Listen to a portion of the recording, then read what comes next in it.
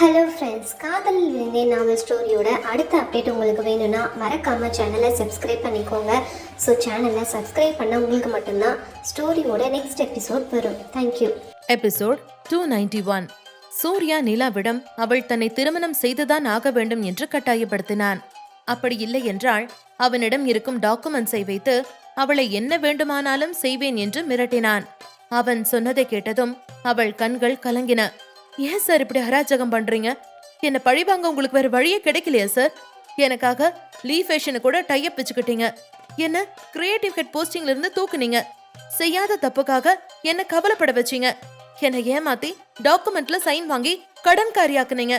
இதெல்லாம் பத்தாதா சார்? இப்ப கல்யாணங்கிற பேர்ல என்னோட உணர்வுகளோடும் சுய மரியாதையோடும் விளையாட பாக்குறீங்க. அப்படி என்ன சார் நான் தப்பு பண்ண? நீங்க எனக்கு முத்தம் கொடுத்தீங்க, அதுக்காக நான் உங்களை அடிச்சேன். இதுல என்ன தப்பு இருக்கு? உங்க மனைவியையோ இல்ல கூட பிறந்த அக்காவையோ தங்கச்சியோ யாரோ ஒரு ஆம்பளை கட்டாயப்படுத்தி முத்தம் கொடுத்தா நீங்க அவனை சும்மா விட்டுருவீங்களா என்று கேட்டாள் நிலா. ஏய் என்று பல்லை கடித்தான் சூர்யா. நான் சும்மா சொன்னதுக்கே உங்களுக்கு இப்படி கோபம் வருதே சார்? அப்ப நீங்க எனக்கு முத்தம் கொடுக்கும்போது நான் உங்களை அடிச்சதுல என்ன சார் தப்பு இருக்கு?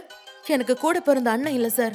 என்ன பக்கத்துல இருந்து பாதுகாப்பா பார்க்க வேண்டியவனும் எங்கேயோ இருக்கான். என்ன நான் சுயமா பாதுகாக்க நினைக்கிறதுல என்ன சார் தப்பு இருக்கு? அப்படியே நான் பண்ணினது தப்புன்னு உங்களுக்கு பட்டா நீங்க என்ன 2 அடி கூட அடிச்சுக்கோங்க. ஆனா இந்த மேரேஜ் அக்ரிமெண்ட் எல்லாம் ரொம்ப ஓவர் சார். எனக்கு இவ்வளவு பெரிய தண்டனையெல்லாம் வேணாம் சார். என்னை விட்டுருங்க.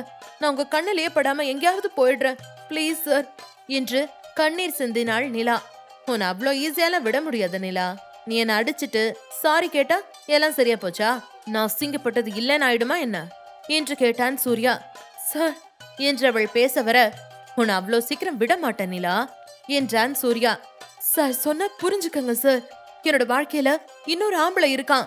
அவனை தவிர வேற யாரையும் என்னால நினைச்சு கூட பார்க்க முடியாது. வேற எந்த ஆம்பளையையும் என்ன நெருங்கவும் விட மாட்டேன் என்றாள் நிலா. யார் அவன்? அந்த ஆதி தானே என்று கேட்டான் சூர்யா. அத பத்தி உங்ககிட்ட எல்லாம் சொல்ல முடியாது சார் என்றாள் நிலா. இதோ பாரு, எனக்கு எல்லாம் தெரியும். அவனோட பேரு, அவன் எங்க இருக்கான், என்ன பண்றான் எல்லாமே எனக்கு தெரியும். நீ மட்டும் இந்த கல்யாணத்துக்கு ஒத்துக்கலன்னு வெய்யே, அப்புறம் உன்னோட ஆதிய உயிரோட பார்க்க முடியாது என்றான் சூர்யா. சார் என்று அவள் அதிர, இதோ பார், எனக்கு ஒண்ணு வேணும்னா அது வேணும். அதுக்காக நான் என்ன வேணும்னாலும் செய்வேன். நமக்கு நடுவுல அந்த ஆதி இடைஞ்சலா வந்தா அவனை கொலை பண்ணவும் தயங்க மாட்டேன் என்றான் சூர்யா. நான் இன்னொருத்தனுக்கு சொந்தமானவ அப்படின்னு சொல்றேன். அப்பாவும் நீங்க என்ன கல்யாணம் பண்ணிக்க ஆசைப்படுறீங்களே, இது உங்களுக்கே அசிங்கமா இல்ல என்று கேட்டாள் நிலா. இதோ பாரு, நான் இப்போ உன்னை கல்யாணம் பண்ண வேண்டிய கட்டாயத்துல இருக்கேன் என்றான் சூர்யா. அப்படி எதுக்குதான் நீங்க என்ன கல்யாணம் பண்ணிக்க ஆசைப்படுறீங்க என்று கேட்டாள் நிலா. அவசியம் சொல்லணுமா என்று அவன் கேட்க, ஆமா என்றாள் நிலா. சொல்லிட்டா போச்சு என்றவன் அவளை மேலிருந்து கீழாக பார்த்தான். அவன் தன்னை பார்ப்பதை வைத்தே தன் உடம்புக்காக தான் என்று அவளுக்கு சொல்லாமல் சொல்வது புரிந்தது அவளுக்கு. அவன் செய்ததை பார்த்து சீ என்று முகம் சுழித்தாள் நிலா. அவள் சீ என்று சொன்னதும் சூர்யாவிற்கு கோபம் வந்தது. ஹோ, நான் உன்னை அப்படி பாக்குறது கஷ்டமா இருக்கோ? அப்போ உன்னோட அவன் பார்த்தா சந்தோஷப்படுவியா? என் கூட படுக்க கஷ்டமா இருக்கு, அவன் கூட படுக்க சந்தோஷமா இருக்குமோ? இதோ பாரு, நீ ஆதிய காதலிச்சிருந்தாலும் எனக்கு பிரச்சனை இல்ல, அத பத்தி எனக்கு கவலையும் இல்ல. ஆனா நீ என்ன கல்யாணம் பண்ணிதான் ஆகணும். இனிமே நீ எனக்கு மட்டும்தான் என்றான் சூர்யா. நீங்களா ஒரு மனுஷனா? ஒரு பொண்ணு கிட்ட எப்படி பேசணும்னு கூட உங்களுக்கு தெரியாதா? சீ என்று முகத்தை சுழித்தாள் நிலா எரிச்சலாக. தெரியாது, நீ வேணும்னா சொல்லித்தா என்றான் சூர்யா இகழ்ச்சியாக. உனக்கெல்லாம் மனசுல ஈரமே இல்லையா? உனக்கு அடுத்தவங்க ஃபீலிங்ஸ புரிஞ்சுக்கவே முடியாதா என்றாள் அவள். நான் மனுஷனே கிடையாது, ராட்சசன். எனக்கு யாரோட ஃபீலிங்ஸ பத்தியும் கவலை இல்ல. உனக்கு இன்னும் 1 மணி நேரம் தான் டைம். அதுக்குள்ள ஒரு நல்ல முடிவா எடு. இல்லனா ஆதியோட உயிருக்கு நான் கேரண்டி இல்ல. கல்யாணம் முடிஞ்ச கையோட நாம நாளைக்கே சென்னைக்கு போறோம் என்றான் சூர்யா. சார் சொன்ன புரிஞ்சுக்கங்க. என்னால உங்களோட ஒரு நல்ல மனைவியா வாழ முடியாது. உடலால நான் எப்பவுமே உங்க கூட ஒண்ணு சேர மாட்டேன். என்னால உங்களுக்கு சந்தோஷமே கிடைக்காது. என் நிலைமைய புரிஞ்சுக்கோங்க சார் பிளீஸ் என்று சொல்லிவிட்டு இம்முறை அவன் காலிலேயே விழுந்தாள் நிலா. அவள் காலில் விழுந்ததும் இப்போது சூர்யாவிற்கு அவளை பார்க்கவே பாவமாக இருந்தது. அவனுக்கு தன் மீதே கோபம் வந்தது. ஒரு பெண்ணை இப்படி கஷ்டப்படுத்துகிறோமே என்று. ஆனால் அவனுக்கு வேறு வழியில்லை. அதே நேரம் நிலாவை பார்த்து ஆச்சரியமாகவும் இருந்தது. நான் பார்க்க அழகா இருக்கேன், பெரிய பணக்காரன், அப்படி இருந்தும் இவ என்ன கல்யாணம் பண்ணிக்க சம்மதிக்க மாட்டேங்கிறா. இந்நேரம் வேற ஏதாவது ஒரு பொண்ணா இருந்திருந்தா என் பேர்ல இருக்கிற கோடிக்கணக்கான சொத்துக்கு ஆசைப்பட்டு தன்னோட காதல தூக்கி போட்டுட்டு என் பின்னாடியே ஓடி வந்திருப்பா. ஆனா இவ அப்படி செய்யல. இவ உண்மையிலேயே சம்திங் டிஃப்ரெண்ட். சரி, இப்ப என்ன பண்ணலாம்? நாளைக்கு நான் இந்தியா போயே ஆகணும். எனக்கு இப்ப கல்யாணம் நடந்தே ஆகணும். நேரமும் குறைவா இருக்கு. இனிமே இவள மாதிரி ஒரு நல்ல பொண்ணை கண்டுபிடிக்கவும் முடியாது. சரி, இவகிட்ட பொறுமையா என்னோட சூழ்நிலையை எடுத்து சொல்லலாம். இவளுக்கு இறக்க மனசு. மிரட்டி பணியாத பல பொண்ணுங்க கண்டிப்பா சென்டிமெண்ட்டுக்கு பணிவாங்க என்று நினைத்தவன், நிலா என்று அவளை அழைத்தான். அவள் காதில் அது விழவே இல்லை. அவன் காலிலேயே விழுந்து அழுது கொண்டிருந்தாள் அவள். நிலா, எழுந்திரு என்று இம்முறை அவள் தோளை தொட்டு அழைத்தான். அவள் அழுது வடிந்த சிவந்த கண்களோடு அவனை நிமிர்ந்து பார்த்தாள். அவளின் அழுத அந்த கண்களை பார்த்ததும் அவன் நெஞ்சில் ஈட்டி பாய்ந்தது போல இருந்தது. அவள் கண்களை துடைத்தவன், எழுந்திரு என்றான். அவள் தன் கண்களை துடைத்துக் கொண்டே எழுந்தாள். அவளை தன் அருகில் உட்கார் என்று அவன் கண்ணை காட்டினான். அவள் அவனை விட்டு ஒரு அடி தூரத்தில் உட்கார்ந்து கொண்டாள். நிலா என்று அவன் மீண்டும் அழைக்க, என்றாள் கண்களை துடைத்துக் கொண்டு.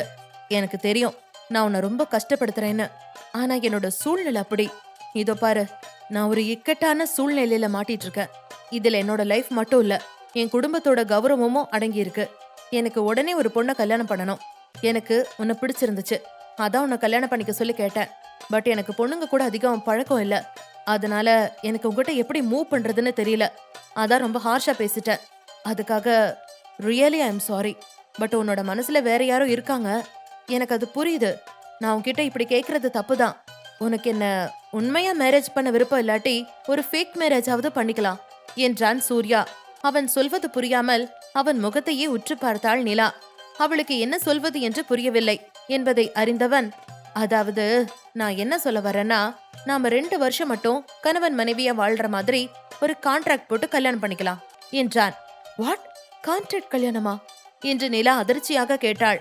ஆமா, ஜஸ்ட் 2 இயர்ஸ் தான். இந்த 2 வருஷத்துல நான் உன்னோட விருப்பம் இல்லாம உன்னை தொட மாட்டேன். நாம வெளி உலகத்துக்கு தான் புருஷன் பொண்டாட்டி. பட் நாம நமக்குள்ள ஒரு நல்ல ஃப்ரெண்ட்ஸா இருப்போம். 2 வருஷத்துக்கு அப்புறம் நீ உன்னோட வழியில போயிடு, நான் என் வழியில போயிடுறேன். அதுக்கப்புறம் நான் உன்னை தொந்தரவு பண்ண மாட்டேன். இதுக்காக உனக்கு எவ்வளவு பணம் வேணும்னாலும் நான் செட்டில் பண்றேன். ப்ளீஸ், மாட்டேன்னு மட்டும் சொல்லாத. நீ இதுக்கு ஒத்துக்கிட்டா என்னோட குடும்பமே உனக்காக கடமைப்பட்டிருக்கும். ப்ளீஸ் நிலா என்றான் கெஞ்சலான குரலில். அவன் அப்படி கெஞ்சி பேசியது அவளுக்கு ஆச்சரியமாக இருந்தது. எப்பவும் திமிரா அதிகாரமா பேசுறவன் இன்னைக்கு என்கிட்ட இப்படி கெஞ்சுறான். அதோட நான் சைன் பண்ண பேப்பர் அவங்கிட்ட தானே இருக்கு. அதை வச்சு அவன் ஈஸியா என்ன பிளாக்மெயில் பண்ணலாம். ஆனா இவன் கெஞ்சுறான். ஒருவேளை அவன் நல்லவன் தானோ என்று நினைத்தவளுக்கு அன்று இரவு அவன் மாடியில் பேசிய அனைத்தும் ஞாபகத்துக்கு வந்தது. ச்சே, இவன் உண்மையிலேயே ஏதோ கஷ்டத்துல தான் இருக்கான் போல. ஆனா அதுக்காக கல்யாணம் பண்ண முடியுமா என்ன? ஆனா அவன் கல்யாணம் பண்ற மாதிரி நடிக்க தானே சொல்றான். அவன் என்ன தொடமாட்டேன்னு வேற சத்தியம் பண்றான். அவனோட ஃபேமிலியே ப்ராப்ளத்துல இருக்குன்னு வேற சொல்றான் என்று யோசித்துக் கொண்டிருந்தாள். என்ன நிலா யோசிக்கிற? நான் சொல்றது உண்மையா? இவனை நம்பலாமான்னு நினைக்கிறியா என்று கேட்டான் சூர்யா. அப்படி இல்ல, நீங்க சொல்றதெல்லாம் ஓகே தான். ஆனா நான் உங்களை கல்யாணம் பண்ற மாதிரி நடிச்சா உங்க கூட சென்னைக்கு வர வேண்டி இருக்குமே என்றாள் நிலா. ஆமா, அதனால என்ன? உனக்கு வேலை வேணும்னா என்னோட கம்பெனிலேயே ஒர்க் பண்ணு என்றான் சூர்யா. அதுக்கு இல்ல, நான் சென்னைக்கு வர முடியாது. அங்க வந்தா என்னோட உயிருக்கு ஆபத்து இருக்கு என்றாள் அவள். நீ என்ன சொல்ற என்று அதிர்ச்சியாக கேட்டான் சூர்யா. ஆமா, என்னை கொலை பண்ண ட்ரை பண்ணும்போதுதான் நான் தப்பிச்சு இங்க வந்தேன். இப்ப நாங்க வந்தா மறுபடியும் என்னோட உயிருக்கு ஆபத்து வரும் என்றாள் நிலா. நீ அதை பத்தி கவலைப்படாத. உனக்கு பாதுகாப்பு கொடுக்க வேண்டியது என்னோட பொறுப்பு. என்னை மீறி உன்னை எவனும் தொட முடியாது. போலீஸ், பொலிட்டீஷியன், ரவுடின்னு எல்லார்கிட்டயும் எனக்கு செல்வாக்கு இருக்கு என்றான் சூர்யா. நீங்க அவ்வளோ பெரிய ஆளா என்று கேட்டாள் நிலா. உனக்கு நம்பிக்கை இல்லைன்னா நீ மகி கிட்ட கேட்டுப்பாரு என்றான் சூர்யா. இல்ல வேண்டாம் என்றவள் மனதிற்குள், பேசாம ஒத்துக்கலாமா? இவரு சொல்றத பார்த்தா பெரிய ஆளு மாதிரி தான் தெரியுது. என்னோட அம்மாவுக்கு பண்ணி கொடுத்த சத்தியத்தை காப்பாத்த இவரு நமக்கு ஹெல்ப் பண்ணுவாரு. நமக்கும் சென்னைக்கு போக பாதுகாப்பு வேணும். அதுக்கு இவரை பயன்படுத்திக்கலாம். மகியனாவும் கூட இருப்பாரு. அதனால இவரை நம்பலாம் என்று நினைத்தவள், சரி, நான் உங்களை கல்யாணம் பண்ண ஒத்துக்கிறேன் என்றாள். அவள் அப்படி சொன்னதும், ஓ மை காட், ரியலி? ரொம்ப தேங்க்ஸ் நிலா என்று சந்தோஷத்தில் குதித்தான். அப்போது நிலா, ஆனா 2 கண்டிஷன் என்றாள். என்ன என்று சூர்யா கேட்க, என்னோட பாஸ்ட பத்தி, அதாவது நான் யாரு என்னன்னு நீங்க கிளறக்கூடாது. இப்போதைக்கு நான் ஒரு தனியாள், அவ்வளவுதான் என்றாள். சரி நிலா, நான் உன்னோட பர்சனல் லைஃப்ல மூக்க நுழைக்க மாட்டேன். ஆனா ஒண்ணு, நீ இப்ப வேணா தனியாளா இருக்கலாம். ஆனா என் கூட வா, உனக்கு நான் ஒரு பெரிய குடும்பத்தையே காட்டுறேன். சரி, 2வது கண்டிஷன் என்ன என்று கேட்டான் சூர்யா. நம்ம கணவன் மனைவியா நடிக்கத்தான் போறோம். சோ நீங்க என்ன நெருங்க ட்ரை பண்ணக்கூடாது, என்கிட்ட அட்வான்டேஜ் எடுத்துக்க கூடாது என்றாள். கண்டிப்பா உன்னோட விருப்பம் இல்லாம நான் உன்னை தொட மாட்டேன் என்றான் சூர்யா. அப்ப சரி, இந்த டீலுக்கு ஓகே, நம்ம கான்ட்ராக்ட் மேரேஜ் பண்ணிக்கலாம், எனக்கு இதுல முழு சம்மதம் என்றாள் நிலா. இந்த பொய் கல்யாணமே அவளின் உண்மை கல்யாணம் என்று தெரியாமல். ஆனா நிலா என்று சூர்யா ஏதோ சொல்ல வந்தான். என்ன சார் என்று அவள் கேட்க, இந்த ஃபேக் மேரேஜ் பத்தி நீ மீ கிட்ட கூட சொல்லக்கூடாது, நானும் மகி கிட்ட சொல்ல மாட்டேன் என்றான் சூர்யா. ஆனா சார், என்னால மீ கிட்ட சொல்லாம மறைக்க முடியாது. அவ என்னோட பெஸ்ட் ஃப்ரெண்ட், என்னோட கஷ்டத்திலையும் சந்தோஷத்திலையும் பங்கு எடுத்துக்கிட்டவ. அவகிட்ட மறைக்கிறது ரொம்ப தப்பு சார். அவளால ஒரு பிரச்சனையும் வராது, நான் அவகிட்ட பக்குவமா சொல்லி புரிய வச்சுக்கிறேன் என்றாள் நிலா. சரி, ஆனா அவகிட்ட இத பத்தி சொன்னா யோசிக்கலாம், அப்படி இப்படின்னு எதையாவது சொல்லி இந்த கல்யாணத்தை நடக்க விடாம பண்ணிடுவா. அதனாலதான் நான் மகி கிட்ட கூட இத பத்தி சொல்லல. ஆனா மீ கிட்ட கண்டிப்பா சொல்லியே ஆகணும்னு நீ சொல்ற. இப்ப என்ன பண்ணலாம் என்று யோசித்தவன், ஓகே அப்ப ஒண்ணு பண்ணலாம். அவங்க 2 பேர்கிட்டயும் லாஸ்ட் டைம்ல நமக்கு மேரேஜ்னு இன்ஃபார்ம் பண்ணி வர வைக்கலாம். வீட்டுக்கு வந்ததுக்கு அப்புறம் அவங்களுக்கு விளக்கம் சொல்லிக்கலாம். ப்ளீஸ் நிலா, இப்படி பண்ணலாம் என்றான். சரி, நான் சொல்ல மாட்டேன் என்றாள் நிலா. தேங்க்யூ நிலா. சரி, ட்ரெஸ் சேஞ்ச் பண்ணிட்டு வா என்றான் சூர்யா. எங்க என்று அவள் கேட்க, நீ சொன்னல அந்த ஐராவதம் டெம்பிள், இப்பவே அங்க போலாம், நாம மேரேஜ் பண்ணிக்கலாம். சரி சரி, மேரேஜ் பண்ற மாதிரி சீன் கிரியேட் பண்ணலாம் என்றான் சூர்யா. இப்பவே வா என்று அவள் கேட்க, நமக்கு டைம் இல்ல, நாம நாளைக்கு இந்தியா போகணும் என்றான் சூர்யா. அவன் சொன்னதை கேட்டு நிலா யோசித்தாள். என்ன நிலா, முடிவு பண்ணினதுக்கு அப்புறமும் யோசிக்கிற என்று கேட்டான் சூர்யா. அதெல்லாம் ஒண்ணும் இல்ல சார் என்றாள் நிலா. அப்ப சரி, நீ போயிட்டு உடனே ரெடி ஆயிட்டு வா என்றான் சூர்யா. என்று தலையை ஆட்டிவிட்டு தன் அறைக்குள் போக சென்றாள் நிலா. ஏ நிலா, நீ குளிச்சிட்டியா என்று கேட்டான் சூர்யா. ஏன் கேக்குறீங்க என்று அவள் கேட்க, இல்ல நீ குளிக்க போனா திரும்பி வர்றதுக்கு 1 மணி நேரம் ஆகும்னு மீ சொன்னாளே, அதான் கேட்டேன் என்றான் சூர்யா. அவன் சொன்னதை கேட்டு புன்னகைத்தவள், 10 நிமிஷத்துல ரெடியாகி வந்துருவேன், கவலைப்படாதீங்க என்று சொல்லிவிட்டு தன் அறைக்குள் சென்று கதவை சாத்திக் கொண்டாள் நிலா. எபிசோட் 292. நிலா திருமணத்திற்கு ரெடியாகி வர தனது அறைக்குள் சென்றாள். அதே நேரம் நிலா திருமணத்திற்கு சம்மதம் என்று சொன்னதும் சூர்யாவிற்கு சந்தோஷமாக இருந்தது. பரவாயில்லையே, நம்ம பிளான் சக்சஸ் ஆயிடுச்சு. எந்த விஷயத்தையும் மிரட்டி பேசுறதை விட சென்டிமெண்டா பேசினா பொண்ணுங்களை ஈஸியா கவுத்தரலாம் போல இருக்கே. ஆனா நிலாக்கு உண்மையிலேயே ரொம்ப நல்ல மனசு. இந்த மாதிரி ஒரு நல்ல பொண்ணை நான் என்னோட லைஃப்ல இருந்து மிஸ் பண்ணா என்ன மாதிரி ஒரு முட்டாள் இந்த உலகத்துல வேற யாருமே இருக்க முடியாது. சோ நான் அவளை இழக்க மாட்டேன், அவளை என் பக்கம் இழுக்க ட்ரை பண்றேன். அதான் இன்னும் 2 வருஷம் இருக்கே, அதுக்குள்ள இவ மனச என்னால மாத்த முடியாதா என்ன? அதுக்காக தானே இந்த கான்ட்ராக்ட் மேரேஜ் பிளானையே போட்டேன். எனக்கு அவளை உடனே கல்யாணம் பண்ணிக்கணும், அண்ட் அவ மனச மாத்தி என்ன லவ் பண்ண வைக்க கொஞ்சம் டைம் வேணும். ஒரே கல்லுல 2 மாங்கா. சாரி நிலா, உன்னோட இந்த இன்னசென்ஸ நான் எனக்கு சாதகமா பயன்படுத்திக்கிட்டேன், என்ன மன்னிச்சிரு. நீ எனக்காக இழக்க வேண்டியது ஒண்ணு மட்டும்தான், அது ஆதிக்கு உனக்குமான காதல மட்டும்தான். ஆனா அதுக்கு பதிலா நான் உனக்கு கொடுக்க போற வேலை ரொம்ப சந்தோஷமான நிறைவான ஒரு வாழ்க்கை என்று நினைத்து கொண்டு சோஃபாவில் சாய்ந்து கண்களை மூடியபடி உட்கார்ந்திருந்தான் சூர்யா. அவள் சொன்னது போல அடுத்த 10 நிமிடத்தில் நிலா ரெடியாகி வெளியில் வந்தாள். நான் ரெடி, போலாமா சார் என்று கேட்டபடி அவன் முன்னால் வந்தாள் நிலா. அவள் குரல் கேட்டதும் கண் விழித்து பார்த்தான் சூர்யா. அவன் கண்கள் ஆச்சரியத்தில் விரிந்தன. தன் எதிரில் நின்றிருந்த அவன் ஏஞ்சலை பார்த்து தான் காண்பது கனவா இல்லை நினைவா என்பது போல அசையாமல் அப்படியே இருந்தான். பேபி பிங்க் நிற ஃபேன்சி லெஹங்கா சோலி அணிந்து அதற்கு ஏற்றது போல முன்பக்கம் முடிய 2ஆக பிரித்து அழகாக பஃப் ஸ்டைலில் மாறி பின்னால் முழுவதுமாக விரித்து விட்டிருந்தாள். அந்த உடைக்கு ஏற்றது போல நெக் செட் அணிந்து லைட்டாக லிப்ஸ்டிக் மற்றும் கண்ணில் ஐலைனர் போட்டு தேவதையாய் தன் முன்னால் நின்றிருந்தவளை பார்த்ததும் உடனே கட்டி அணைத்து கொஞ்ச வேண்டும் போல இருந்தது சூர்யாவிற்கு. மிகவும் சிரமப்பட்டு தன்னை கட்டுப்படுத்தி கொண்டான் அவன். அவன் தன்னை வைத்த கண் வாங்காமல் பார்ப்பதை பார்த்தவள், சார் என்னாச்சு என்று கேட்டாள். அவள் குரலில் தன்னிலைக்கு வந்தவன் தலையை வேகமாக அசைத்து விட்டு, ச்சே நான் இப்ப என்ன பண்ண? நான் பாட்டுக்கு அவளை இப்படி கடிச்சு திங்கிற மாதிரி பாக்குறத அவ பார்த்தா பயந்தர போறா. அப்புறம் கல்யாணத்தை கேன்சல் பண்ணாலும் பண்ணிடுவா. ஆனாலும் சும்மா சொல்லக்கூடாது. இந்த ட்ரெஸ்ல ஸ்ட்ராபெரி ஐஸ்கிரீம் மாதிரியே சும்மா கும்முன்னு இருக்கா. அவள் அப்படியே சாப்பிடலாம் போல இருக்கே. சூர்யா கண்ட்ரோல் பண்ணிக்க, அவ முழுசா உனக்குதான் என்று தன்னை தானே கட்டுப்படுத்தி கொண்டான். அவன் அமைதியாக இருப்பதை பார்த்தவள், என்னாச்சு சார், ஏன் அப்படியே உட்கார்ந்திருக்கீங்க என்று கேட்டாள்.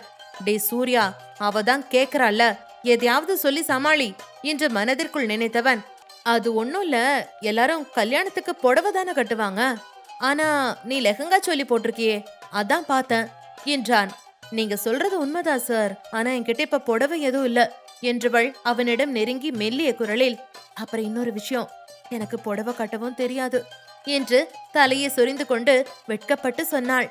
அவள் அப்படி சொல்லும்போது அவள் கொடுத்த அழகான ரியாக்ஷனை ரசித்தவன், டே சூர்யா, உன் ஆளுக்கு புடவை கட்ட தெரியாதாமே, முதல்ல யூடியூப பார்த்து புடவை எப்படி கட்டுறதுன்னு கத்துக்கிற, அப்பதான் அவளுக்கு கட்டி விடுறேன்னு சொல்லி அப்படி இப்படின்னு ஏதாவது ரொமான்ஸ் பண்ண சான்ஸ் கிடைக்கும் என்று மனதிற்குள் நினைத்து கொண்டு சந்தோஷப்பட்டான். அவன் அமைதியாக இருப்பதை பார்த்தவள், என்னாச்சு சார், இந்த ட்ரெஸ் ஓகே இல்லையா?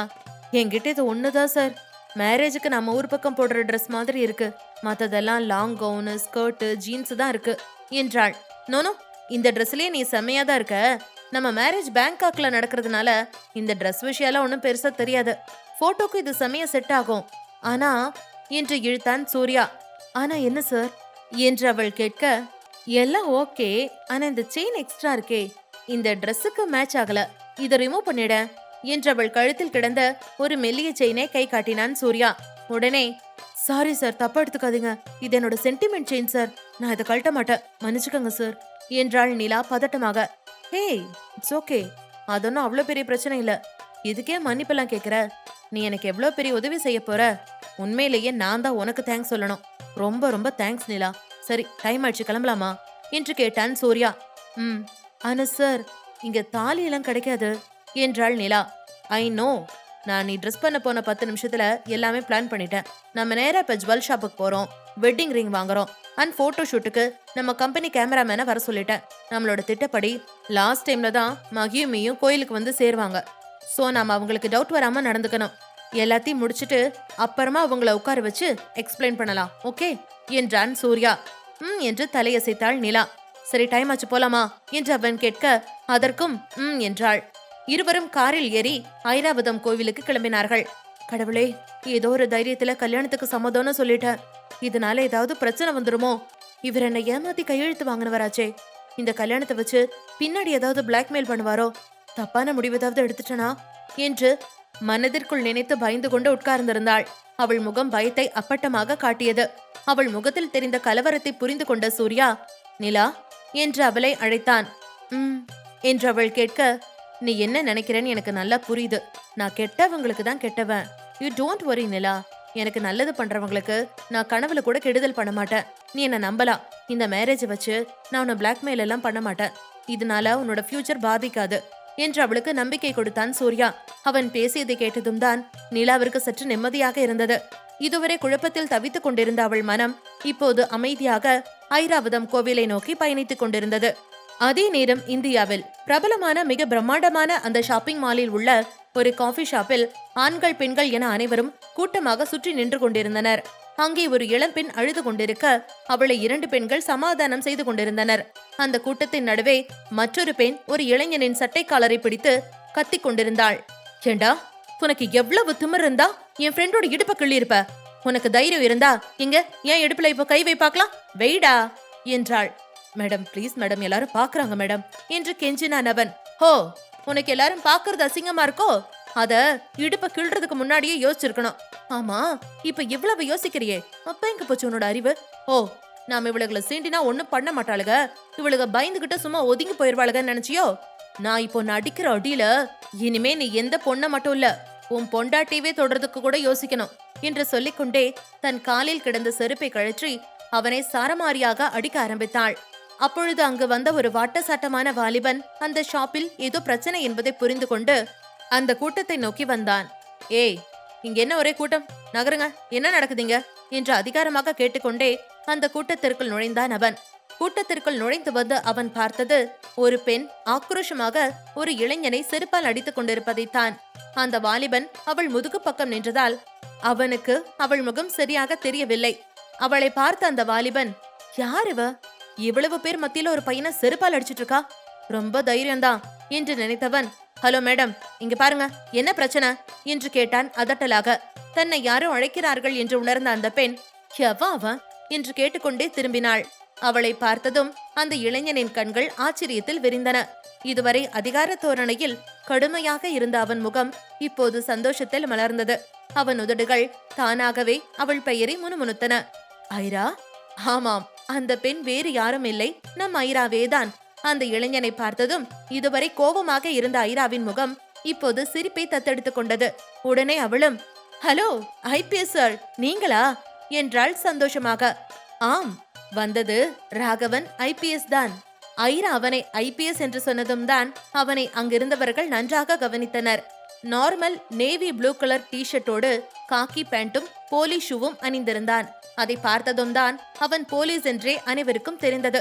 உடனே அங்கே சலசலப்பு உண்டானது. உடனே அங்கிருந்தவர்களை பார்த்து, இங்க என்ன கூட்டம், போங்க போய் அவங்க வேலையை பாருங்க, கூட்டம் கூடாதீங்க என்று அதட்டினான் ராகவன். அவ்வளவுதான். அடுத்த நொடி அனைவரும் கலைந்தனர். பிறகு ஐராவை பார்த்து, இங்க என்ன பிரச்சனை, ஏன் இவன் அடிக்கிற என்று கேட்டான். அது ஒண்ணும் இல்ல ஐபிஎஸ் சார், இந்த பொறுக்கி ராஸ்கல் இடுப்ப பிடிச்சு கிள்ளிட்டான், அதான் அவனை செருப்பால் அடிச்சேன் என்றாள் ஐரா பல்லை கடித்து கொண்டு. அவள் சொன்னதை கேட்டதும் ராகவனுக்கு கோபம் தலைக்கேறியது. ஏண்டா, உனக்கு எவ்வளவு திமிர் இருந்தா என் ஐராவோட இடுப்பு பிடிச்சு கிள்ளி இருப்ப என்கிற ரீதியில் அந்த அடி வாங்கியவனை முறைத்த ராகவன் ஐராவிடம் திரும்பி, நீ கையை எடு, இவனை நான் பாத்துக்கிறேன் என்றவன் உடனே அவன் சட்டையை பிடித்து பளார் பளார் என்று அவன் கன்னத்தில் மாறி மாறி அறைந்தான். சார் சார் விட்டுருங்க சார், இனிமே யாரையும் கண்டிப்பா அப்படி பண்ண மாட்டேன் சார் என்று கெஞ்சினான் அவன். ராகவன் அடித்த அடியில் அந்த அடி வாங்கியவனின் வாய் கிழிந்து ரத்தம் வந்தது. அப்போதும் ராகவன் அவனை அடிப்பதை நிறுத்தவில்லை.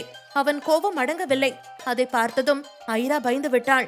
ராகவன் அந்த அடி வாங்கியவனிடம், ஆமா, எந்த கையால் இடுப்ப தொட்ட என்று கேட்டான். அவன் பயந்து கொண்டே தன் வலது கையை தூக்கி, இந்த கைதான் சார் என்றான். அதை பார்த்த ராகவன், ஓ இந்த கைதானா என்று கேட்டுக்கொண்டே அந்த கையை முறுக்கி பின்னால் மடக்கினான். அவன் வலியில் அலறினான். சார் சார் வலிக்குது சார், தெரியாம பண்ணிட்டேன் சார், சார் விட்டுருங்க சார் என்று அலறினான். இப்போது ஐராவிற்கே அவனை பார்க்க பாவமாக வந்தது. சார் விடுங்க போதும், நான் ஏற்கனவே அவனை நிறைய அடிச்சிட்டேன் என்றாள். நீ சும்மா இரு ஐரா, அவனுக்கு எவ்வளவு திமிரு இருந்தா உன் இடுப்புல கைய வச்சிருப்பான் என்றான் ராகவன். ஐயோ சார், நீங்க நினைக்கிற மாதிரி அவன் கிள்ளினது என்ன இல்ல, என் ஃப்ரெண்டோட இடுப்ப என்றாள் ஐரா. நீ என்ன சொல்ற என்று கேட்டான் ராகவன். ஆமா, அதோ அங்க நிக்கிறா பாருங்க என்று அங்கு சற்று தள்ளி நின்றிருந்த தன் தோழிகளை கை காட்டினாள் ஐரா. அவள் காட்டிய திசையில் பார்த்தவன், அந்த பெண்கள் அன்று நியூ இயர் இரவு அன்று ஐராவோடு இருந்த பெண்கள் என்று பார்த்ததும் அந்த பெண்களை சரியாக அடையாளம் கண்டு கொண்டான். அதன் பிறகுதான் ராகவனுக்கு நிம்மதியாக இருந்தது. அப்பாடா, இவன் ஏன் ஐரா இடுப்ப தொடல என்று நிம்மதி பெருமூச்சு விட்டவன் அவனுக்கு மேலும் 2 அடிகள் கொடுத்து அவனை எச்சரித்து அனுப்பி வைத்தான். பிறகு ஐராவின் தோழியை அழைத்து நடந்ததை பற்றி விசாரித்தான். அவளும் தான் பில்லுக்கு பணம் கட்டுவதற்காக பணம் கொடுத்த போது அவன் தன் இடுப்பை கிள்ளியதாக சொன்னாள். ராகவன் அவள் டிரெஸ்ஸை கவனித்தான். அவள் ஒரு பிளாக் ஜீன்ஸும் ஒயிட் நிற பனியனும் அணிந்திருந்தாள். அது குட்டையாக இருந்தது. அதை பார்த்ததும் ராகவனுக்கு புரிந்தது என்ன நடந்திருக்கும் என்று. அவள் பணம் கொடுப்பதற்காக பில் கவுண்டரை நோக்கி கையை தூக்கி இருப்பாள் என்றும் அதில் அவள் இடுப்பு வெளியே தெரிந்திருக்கும். அதை பார்த்துதான் அவன் சபலப்பட்டு அந்த பெண்ணின் எடையை கிள்ளி இருப்பான் என்று உடனே அந்த பெண்ணை திட்டினான். இதோ பாருங்க மிஸ், தப்பு பண்றதை விட அந்த தப்பு செய்ய தூண்டுறவங்க தான் தண்டிக்கப்பட வேண்டியவங்க. உங்களை மாடர்னா ட்ரெஸ் பண்ண வேணாம்னு நான் சொல்லல, பட் அடுத்தவங்க கண்ணை உறுத்தாத மாதிரி ட்ரெஸ் பண்ணுங்க என்றான். அந்த பெண்ணும் தன் தவறை புரிந்து கொண்டு, சாரி சார், இனிமே இப்படி நடக்காம பாத்துக்கிறேன் என்றாள். உடனே ராகவன் ஐராவின் தோழிகளை பார்த்து பத்திரமா போங்க என்றான். உடனே அந்த பெண் ஐராவிடம், ஏய் நாங்க கீழே வெயிட் பண்றோம், நீ சீக்கிரம் வா என்று சொல்லிவிட்டு ராகவனிடம் பை சொல்லிவிட்டு கிளம்பினாள். மற்ற பெண்களும் அவள் பின்னால் சென்றனர். இப்போது ராகவனும் ஐராவும் அங்கிருந்த ஒரு டேபிளில் உட்கார்ந்து பேச ஆரம்பித்தனர். என்ன ஐரா, உன் ஃப்ரெண்ட்ஸ் அன்னைக்கு மாதிரி இன்னைக்கு உன்னை கழட்டி விட்டுட்டு போயிட்டாங்க என்று கேட்டான் ராகவன். அவங்களா போகல, நீங்க பார்த்த பார்வையில தான் பயந்து போயிட்டாங்க என்றாள் ஐரா. அதை கேட்டதும் ராகவன் தடுமாறினான். அது நான் அவங்கள சும்மாதான் பார்த்தேன் என்றான். அத நான் நம்பிட்டேன் என்று சொல்லிவிட்டு மர்மமாக சிரித்தாள் ஐரா. ராகவன் தலையை சொரிந்து கொண்டே, அப்புறம் மிஸ் ஐரா, நீங்க எங்க போனாலும் அங்க ஏதாவது ஒரு சம்பவம் பண்ணுவீங்க போல என்றான் சிரித்து கொண்டு. நான் தேடி போய் எந்த பம்பும் பண்ணல சார், அதுவா என்ன தேடி வருது என்றாள் அவள். ஆனாலும் உங்களுக்கு கோபம் ரொம்ப வருது என்றான் அவன். அது என் கூடவே பிறந்தது, அது சரி, உங்களுக்கு கோபம் ரொம்ப வருமா என்று கேட்டாள். ஏன் கேக்குற என்று ராகவன் கேட்க, இல்ல அந்த பையன் அடிக்கும்போது உங்க முகத்தையும் பார்த்தேன், உங்க பாடி லாங்குவேஜையும் பார்த்தேன், ரொம்ப பயங்கரமா இருந்துச்சா, அதான் கேட்டேன் என்றாள். எபிசோட் 293. ஐரா ராகவனிடம் அவனுக்கு கோபம் வருமா என்று கேட்டுக்கொண்டிருந்தாள். ராகவன் அவளிடம் ஏன் அப்படி கேட்கிறாள் என்று கேட்டான். அதற்கு ஐரா சற்று முன் அவன் ஒருவனை அடித்ததை பற்றி சொன்னாள். அதற்கு ராகவன், அது உன்னோட இடுப்ப கிள்ளிட்டான்னு நினைச்சா அப்படி கோபம் வந்துச்சு என்றான் அவன். ஏன் இடுப்ப கிள்ளினா ஏன் உங்களுக்கு அவ்வளவு கோபம் வரணும் என்று கேட்டாள் ஐரா. பின்ன நான் கிள வேண்டிய இடுப்ப வேறவனாச்சு கிள்ளுனா எனக்கு கோபம் வராதா என்று முணுமுணுத்தான். என்ன சார் சொன்னீங்க, சரியா கேட்கல என்று அவள் கேட்க, அது ஒன்னும் இல்ல, நமக்கு தெரிஞ்ச பொண்ணை இடுப்ப எவனாச்சும் கிள்ளிட்டான்னு சொன்னா கோபம் வராதா என்றான். புரிஞ்சிருச்சு என்று சொன்னாள் ஐரா. என்ன புரிஞ்சிச்சு என்று கேட்டான் ராகவன். நீங்க இப்ப சொன்னதும் புரிஞ்சிருச்சு, முன்னாடி சொன்னதும் புரிஞ்சிருச்சு என்று சொல்லிவிட்டு வெட்கத்துடன் சிரித்தாள் ஐரா. பதிலுக்கு ராகவனும் வெட்கப்பட்டு சிரித்தான். ஆமா ஐபிஎஸ் சார், நீங்க ரொம்ப சீரியஸான போலீஸா என்று கேட்டாள். ஏன் கேக்குற என்று அவன் கேட்க, இல்ல நான் எங்க அப்பாவை அடிக்கடி நீ சிரிப்பு போலீஸ்பா அப்படின்னு கிண்டல் பண்ணுவேன். அதுக்கு அவரு, என்னைவா சிரிப்பு போலீஸ்னு சொல்ற, இரு உன்னை ஒரு சீரியஸான போலீஸா பார்த்து கட்டி வச்சு உன் தோலை உரிக்க சொல்றேன்னு சொல்வாரு. அதான் ஒருவேளை அந்த சீரியஸ் போலீஸ் நீங்களா இருக்குமோன்னு என்று இழுத்தாள் ஐரா. அவள் சொன்னது கேட்டு மர்மமாக சிரித்தவன், ஆமா ஆமா அந்த சீரியஸ் போலீஸ் நானா கூட இருக்கலாம் என்றான். உடனே ஐரா தன் சேரை விட்டு எழுந்து, எனக்கு தெரியும் கண்டிப்பா அது நீங்க தான் என்று சொல்லிவிட்டு வெட்கப்பட்டு அங்கிருந்து வேகமாக ஓடினாள் ஐரா. முயல் போல தாவி ஓடும் தன் ஐராவை தனக்குள் முழுவதுமாக நிரப்பிக்கொண்டு ரசித்தபடி உட்கார்ந்திருந்தான் ராகவன் ஐபிஎஸ். அதே நேரம் 2 கண்கள் அவர்களை வன்மத்தோடு நோட்டமிட்டு கொண்டிருந்தன. அது வேறு யாரும் இல்லை, அனுவேதான். ராகவனை பார்த்து, ஓ உங்க 2 பேருக்கும் நடுவுல இப்படி ஒரு கதை ஓடுதா என்று நினைத்தவள் சந்தோஷமாக துள்ளி ஓடும் ஐராவை பார்த்து, ஐரா நீ லவ் பண்றியா, ரொம்ப நல்லதா போச்சு, இதுக்குதான் இவ்வளவு நாளா காத்துக்கிட்டு இருந்தேன். லவ் பண்ணு நல்லா லவ் பண்ணு, நான் இப்ப உன்னை எதுவுமே பண்ண மாட்டேன். இந்த ராகவன் தான் என்னோட உலகம், என்னோட உயிர்னு நீ முழுசா அவனை உருகி உருகி காதலிக்கும் போது சரியான நேரத்துல அவனை உங்ககிட்ட இருந்து பிரிச்சு உன்னை காதல் தோல்வியில துடிக்க வைக்கிறேன். அவன் இல்லாம நீ பைத்தியம் மாதிரி திரியணும். நீ நிம்மதி இல்லாம தவிக்கிறத பார்த்து உன் குடும்பமே கதறி அழுகும். அத பார்த்து நான் சந்தோஷப்படுவேன். உனக்கு மட்டும் இல்ல, அந்த ஆராவுக்கும் இதே நிலைமைதான். இதெல்லாம் கூடிய சீக்கிரம் நடக்கும் பாரு என்று வன்மத்தோடு சொன்னவள் சட்டென தன் இன்ஃபார்மருக்கு கால் செய்தாள். ஹலோ சொல்லுங்க மேடம் என்று எதிர்பக்கம் சொன்னதும், எனக்கு ராகவன் ஐபிஎஸ் பத்தின ஃபுல் டீடைல்ஸும் வேணும் என்றாள் அனு. ஒரு வாரம் டைம் கொடுங்க மேடம், அவரோட பிறப்பு ஃபேமிலி டீடைல்ஸ்ல இருந்து இப்ப வரைக்கும் உள்ள வரைக்கும் ஒண்ணு விடாம கண்டுபிடிச்சு சொல்றேன் என்றான் அவன். ஓகே, பட் ரொம்ப டைம் எடுத்துக்க கூடாது என்றாள் அனு. ஓகே மேடம் என்றான். அப்புறம் அதோட அந்த ஆர்எஸ் குரூப் வீட்டு பொண்ணு ஐராவை இன்னையில இருந்து வாட்ச் பண்ண ஆரம்பிங்க. அவ எங்க போறா, என்ன பண்றா, யாரோட பேசுறாங்கிற எல்லா டீடைல்ஸும் எனக்கு அப்பப்ப வேணும், புரியுதா என்றாள்.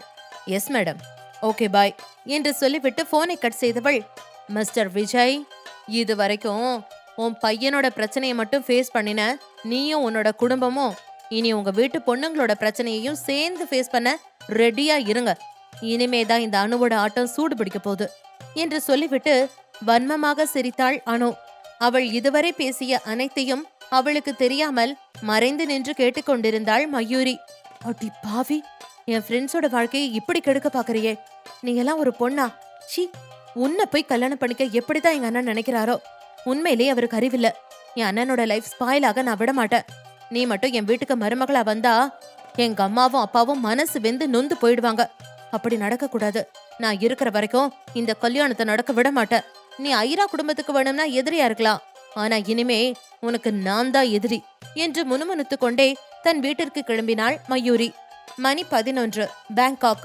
திருமணம் செய்து கொள்வதற்காக வீட்டில் இருந்து காரில் கிளம்பிய சூர்யாவும் நிலாவும் பேங்காக்கில் இருந்த ஒரு மிகப்பெரிய டைமண்ட் ஷாப்பிற்குள் நுழைந்தனர். வெட்டிங் ரிங் செக்ஷனுக்கு சென்றவர்கள் தங்களுக்கான ரிங்கை தேர்வு செய்ய ஆரம்பித்தனர். நிலா அதில் அதிகமாக ஆர்வம் காட்டிக் கொள்ளவில்லை. அவள் எனக்கென்ன என்று உட்கார்ந்திருப்பதை பார்த்த சூர்யா, ஏய் என்ன, யாருக்கும் ரிங் எடுக்கிற மாதிரி பேசாம உட்கார்ந்திருக்கிற, ஏதாவது நல்ல மாடலா சூஸ் பண்ணு என்றார் நிலாவை பார்த்து. சார், நமக்கே தெரியும் இது ஒரு ஃபேக் மேரேஜ் அப்படின்னு. இதுக்கு போய் ஏன் இப்படி அலட்டிக்கிறீங்க? எந்த ரிங்கா இருந்தா என்ன? குறைஞ்ச ரேட்ல இருக்கிற ஏதாவது ஒரு மாடலை சூஸ் பண்ணுங்க சார் என்று அலட்சியமாக சொல்லிக்கொண்டு உட்கார்ந்திருந்தாள் நிலா. அவள் சொன்னதை கேட்ட சூர்யா மனதிற்குள், உனக்கு வேணும்னா இது பொய் கல்யாணமா இருக்கலாம் நிலா, ஆனா என்ன பொறுத்த வரைக்கும் இது உண்மையான கல்யாணம். கண்டிப்பா நீ தாலி கட்ட ஒத்துக்க மாட்டேன்னு எனக்கு தெரியும். அதனாலதான் இந்த ரிங் மேரேஜுக்கு ஏற்பாடு பண்ணினேன். இப்ப நம்ம பேங்காக்ல இருக்கோம். இவங்க முறைப்படி இது தாலிக்கு சமம். என்னை பொறுத்த வரைக்கும் இது நான் உனக்கு கட்டுற தாலி. இத நான் என்னோட கையில போட்ட மறு நொடியில இருந்து நீ என்னோட மனைவி, எனக்கு மட்டும் சொந்தமானவ. அதை நீயே நினைச்சாலும் மாத்த முடியாது. 2 வருஷம் மட்டும் இல்ல, இனி நீ கடைசி வரைக்கும் என் கூட எனக்கு மனைவியா தான் இருக்கணும் என்று மனதிற்குள் நினைத்தவன் மிக தீவிரமாக தனது வெட்டிங் ரிங்கை தேட ஆரம்பித்தான். அவனுக்கு எதுவுமே பிடிக்கவில்லை. அவன் இவ்வளவு தீவிரமாக ரிங் தேடுவதை பார்த்த நிலா, இவர் ஏன் இதுக்கு இவ்வளவு முக்கியத்துவம் கொடுக்கிறாரு? சும்மா ஏதாவது ஒரு ரிங்கை சூஸ் பண்ண வேண்டியதுதானே என்ற ரீதியில் சூர்யாவை வியப்பாக பார்த்தாள். சூர்யா அவளை கண்டுகொள்ளாமல் தன் வேலையிலேயே குறியாக இருந்தான். அவனின் விடா முயற்சியால் இறுதியில் ஹார்ட் ஷேப்பில் இருந்த ஒரு டைமண்ட் வித் பிளாட்டினம் ரிங்கை தேர்வு செய்தான் சூர்யா. நிலா, இது ஓகேவா என்று அவளிடம் அந்த ரிங்கை காட்டினான் சூர்யா. அது பார்க்க மிக அழகாக இருந்தது. வாவ், சூப்பரா இருக்கு சார். உண்மையிலேயே உங்க டேஸ்ட் ரொம்ப நல்லா இருக்கு சார் என்றாள் நிலா. அதற்கு சூர்யாவோ, நான் எப்பவுமே எதையுமே பெஸ்டா தான் சூஸ் பண்ணுவேன் என்று மறைமுகமாக அவன் அவளை மனைவியாக தேர்வு செய்ததை பற்றி சொன்னான். ஆனால் நிலாவிற்கு தான் அவன் சொன்னதின் உள்ளர்த்தம் புரியவில்லை. இல்லை இல்லை, அவள் புரிந்து கொள்ள முயற்சி செய்யவில்லை. பிறகு இருவரும் தங்கள் விரலில் அந்த ரிங்கை மாட்டி அளவு பார்த்தனர். அது அவர்களுக்காக செய்தது போல அவர்களின் விரலுக்கு கச்சிதமாக இருந்தது. பிறகு அந்த சேல்ஸ் கேர்ளிடம், இது என்ன காஸ்ட் என்று கேட்டான் சூர்யா. அவள் அந்த கப்பல் ரிங்கின் விலை 1 கோடி என்று சொன்னாள். உடனே சூர்யா, ஓகே, பில் பண்ணிடுங்க என்று சொல்லிவிட்டு அங்கிருந்து எழுந்தான். 1 கோடி என்று சொன்னதும் நிலா அதிர்ந்தே விட்டாள். வாட், 1 கோடியா? இவர் என்ன லூசா? ஒரு பொய் கல்யாணத்துக்கு போய் இவ்வளவு காசுல ரிங் வாங்குறாரு என்று அவனை ஆச்சரியமாக பார்த்தபடி அசையாமல் உட்கார்ந்திருந்தாள். அவள் அசையாமல் அப்படியே உட்கார்ந்திருப்பதை பார்த்தவன், என்ன நிலா அப்படியே உட்கார்ந்திருக்க? இந்த ரிங்கோட விலை கம்மியா இருக்குன்னு நினைக்கிறியா? வேணும்னா வேற மாடல்ல பாக்கலாமா என்றான். கடவுளே சார், இவ்வளவு காஸ்ட்லியான ரிங் எதுக்குன்னு தான் நான் யோசிச்சுட்டு இருந்தேன் என்றாள் அவள். இதொன்னும் பெரிய காசு இல்ல நிலா. இந்த 1 கோடி என்னோட ஒரு நாள் வருமானத்துல 10ல் 1 பங்கு, அவ்வளவுதான். லெட்ஸ் கோ என்று சொல்லிவிட்டு சூர்யா முன்னால் நடந்தான். இவர் அவ்வளோ பெரிய ஆளா என்று நினைத்து கொண்டு அவன் பின்னாலேயே நடந்தாள் நிலா. இருவரும் அடுத்த அரை மணி நேரத்தில் ஐராவதம் கோவிலை அடைந்தனர். அவர்களின் போட்டோகிராஃபர் கையில் மாலையுடன் அவர்களுக்காக அங்கு காத்திருந்தான். இருவரும் கோயிலுக்குள் சென்று சாமி கும்பிட்டனர். பிறகு இருவரும் அவரவர் கழுத்தில் தாங்களே மாலையை மாட்டிக்கொண்டனர். அப்போது அங்கு வந்து சேர்ந்தனர் மீயும் மகியும். அவர்களை பார்த்ததும் நிலா அதிர்ந்து விட்டாள். உடனே சூர்யாவிடம், என்ன சார், இவங்க அதுக்குள்ள வந்துட்டாங்க, நாம் இன்னும் ரிங்க மாட்டிக்கலையே, இப்ப என்ன பண்றது என்றாள்.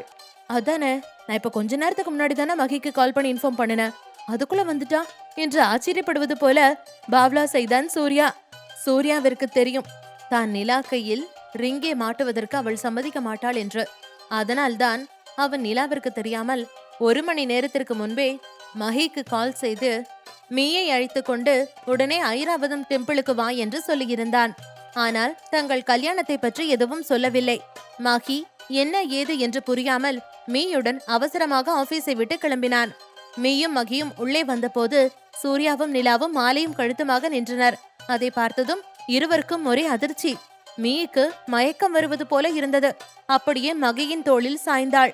அவள் தன் மேலே விழுவதை பார்த்த மகி, அடியே மீ, சாதாரணமான நேரத்துல நீ இந்த மாதிரி என் மேல விழுந்திருந்தா இத சாக்கா வச்சு நானும் கூட சேர்ந்து அப்படியே ரொமான்ஸ் பண்ணிருப்பேன்.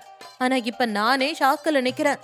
இப்ப போய் மேல சாயிரியடி, உனக்கு மனசாட்சியே இல்லையா என்று சொல்லிக்கொண்டே, மீ மீ ஒன்னுல எந்திரி என்று சொன்னான். மீ அவன் தோளில் சாய்ந்து கொண்டே, இங்க என்ன நடக்குது? இதொன்னும் கனவில்லையே மகி என்றாள் மெல்லிய குரலில். அரை மயக்கத்தில், கனவில்ல, எல்லாமே நிஜந்தா, நல்லா கண்ணை முழிச்சு பாரு என்றான் அவன். அப்ப இது கனவில்லையா? ஆனா நிலா கல்யாண கெட்டப்ல இருந்தாளே என்று கேட்டாள். ஆமா, அவ கல்யாண பொண்ணா சூர்யா பக்கத்துல நிக்கிறா, நீ நல்லா பாரு என்றான் மகேஷ். அப்படியா என்று சொல்லிக்கொண்டே மீ கண்களை நன்றாக திறந்து தன் நிலாவை பார்த்தாள். நிலா கழுத்தில் மாலையுடன் பார்க்க மணப்பெண் போல இருந்தாள். அவள் அருகில் சூர்யா கழுத்தில் மாலையுடன் நின்றிருந்தான். அதை பார்த்ததும் மீயின் உதடுகள் மலர்ந்தன. நிலா என்று சந்தோஷத்தில் கத்திக்கொண்டே நிலாவின் அருகில் ஓடி வந்தாள். மகியும் அவள் பின்னால் ஓடி வந்தான். மீ நிலாவிடம், இது என்னடி கோலம்? உனக்கு மேரேஜா? ஏண்டி என்கிட்ட சொல்லல? என்ன திடீர்னு இப்படி ஒரு முடிவெடுத்திருக்க என்று அடுக்கடுக்காக தன் கேள்விகளை கேட்டுக்கொண்டே போனாள். தன் உயிர் தோழி மீ கேட்கும் கேள்விகளுக்கு என்ன பதில் சொல்வது என்று புரியாமல் முழித்தாள் நிலா. அவளுக்கு மீயை ஏமாற்றுகிறோம் என்று குற்ற உணர்ச்சியாக இருந்தது. மகியும், என்னடா சூர்யா இதெல்லாம்? ஏண்டா என்கிட்ட சொல்லல? சொல்லியிருந்தா நானும் சந்தோஷப்பட்டிருப்பேன்ல என்று கேட்டான். அதே நேரம் அங்கே கோவிலுக்கு வந்தவர்கள் அனைவரும் மனக்கோலத்தில் நின்று கொண்டிருந்த சூர்யாவையும் நிலாவையும் வேடிக்கை பார்க்க ஆரம்பித்தனர்.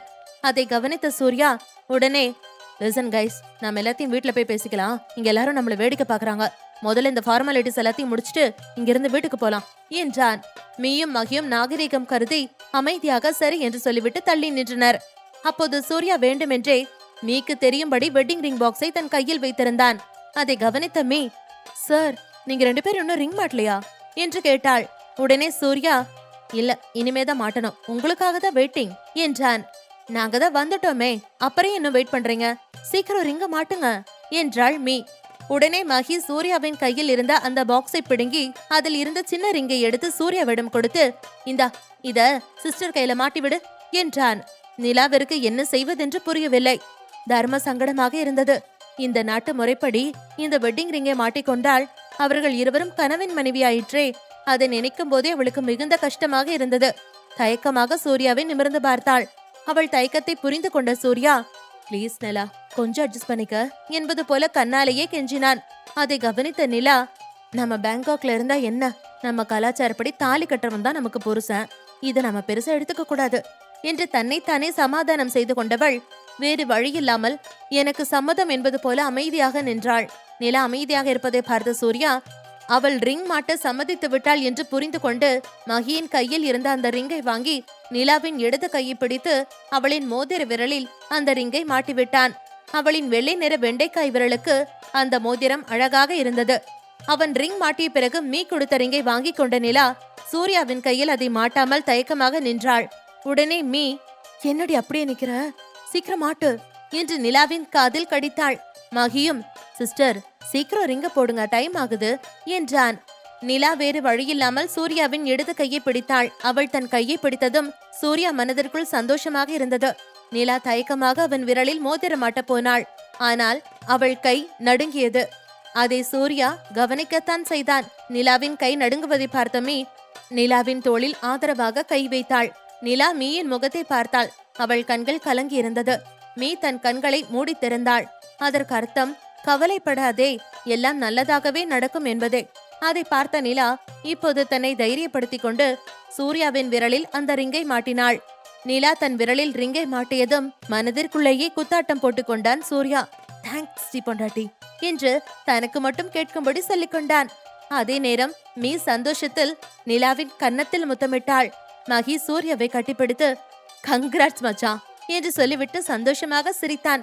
சூர்யா வேண்டுமென்றே நிலாவின் கழுத்தில் கிடந்த மாலையை அட்ஜஸ்ட் செய்வது, அவள் காதில் ஏதோ கிசுகிசுப்பது என்று நிலாவிடம் நெருக்கமாக இருப்பது போல காட்டிக்கொண்டான்.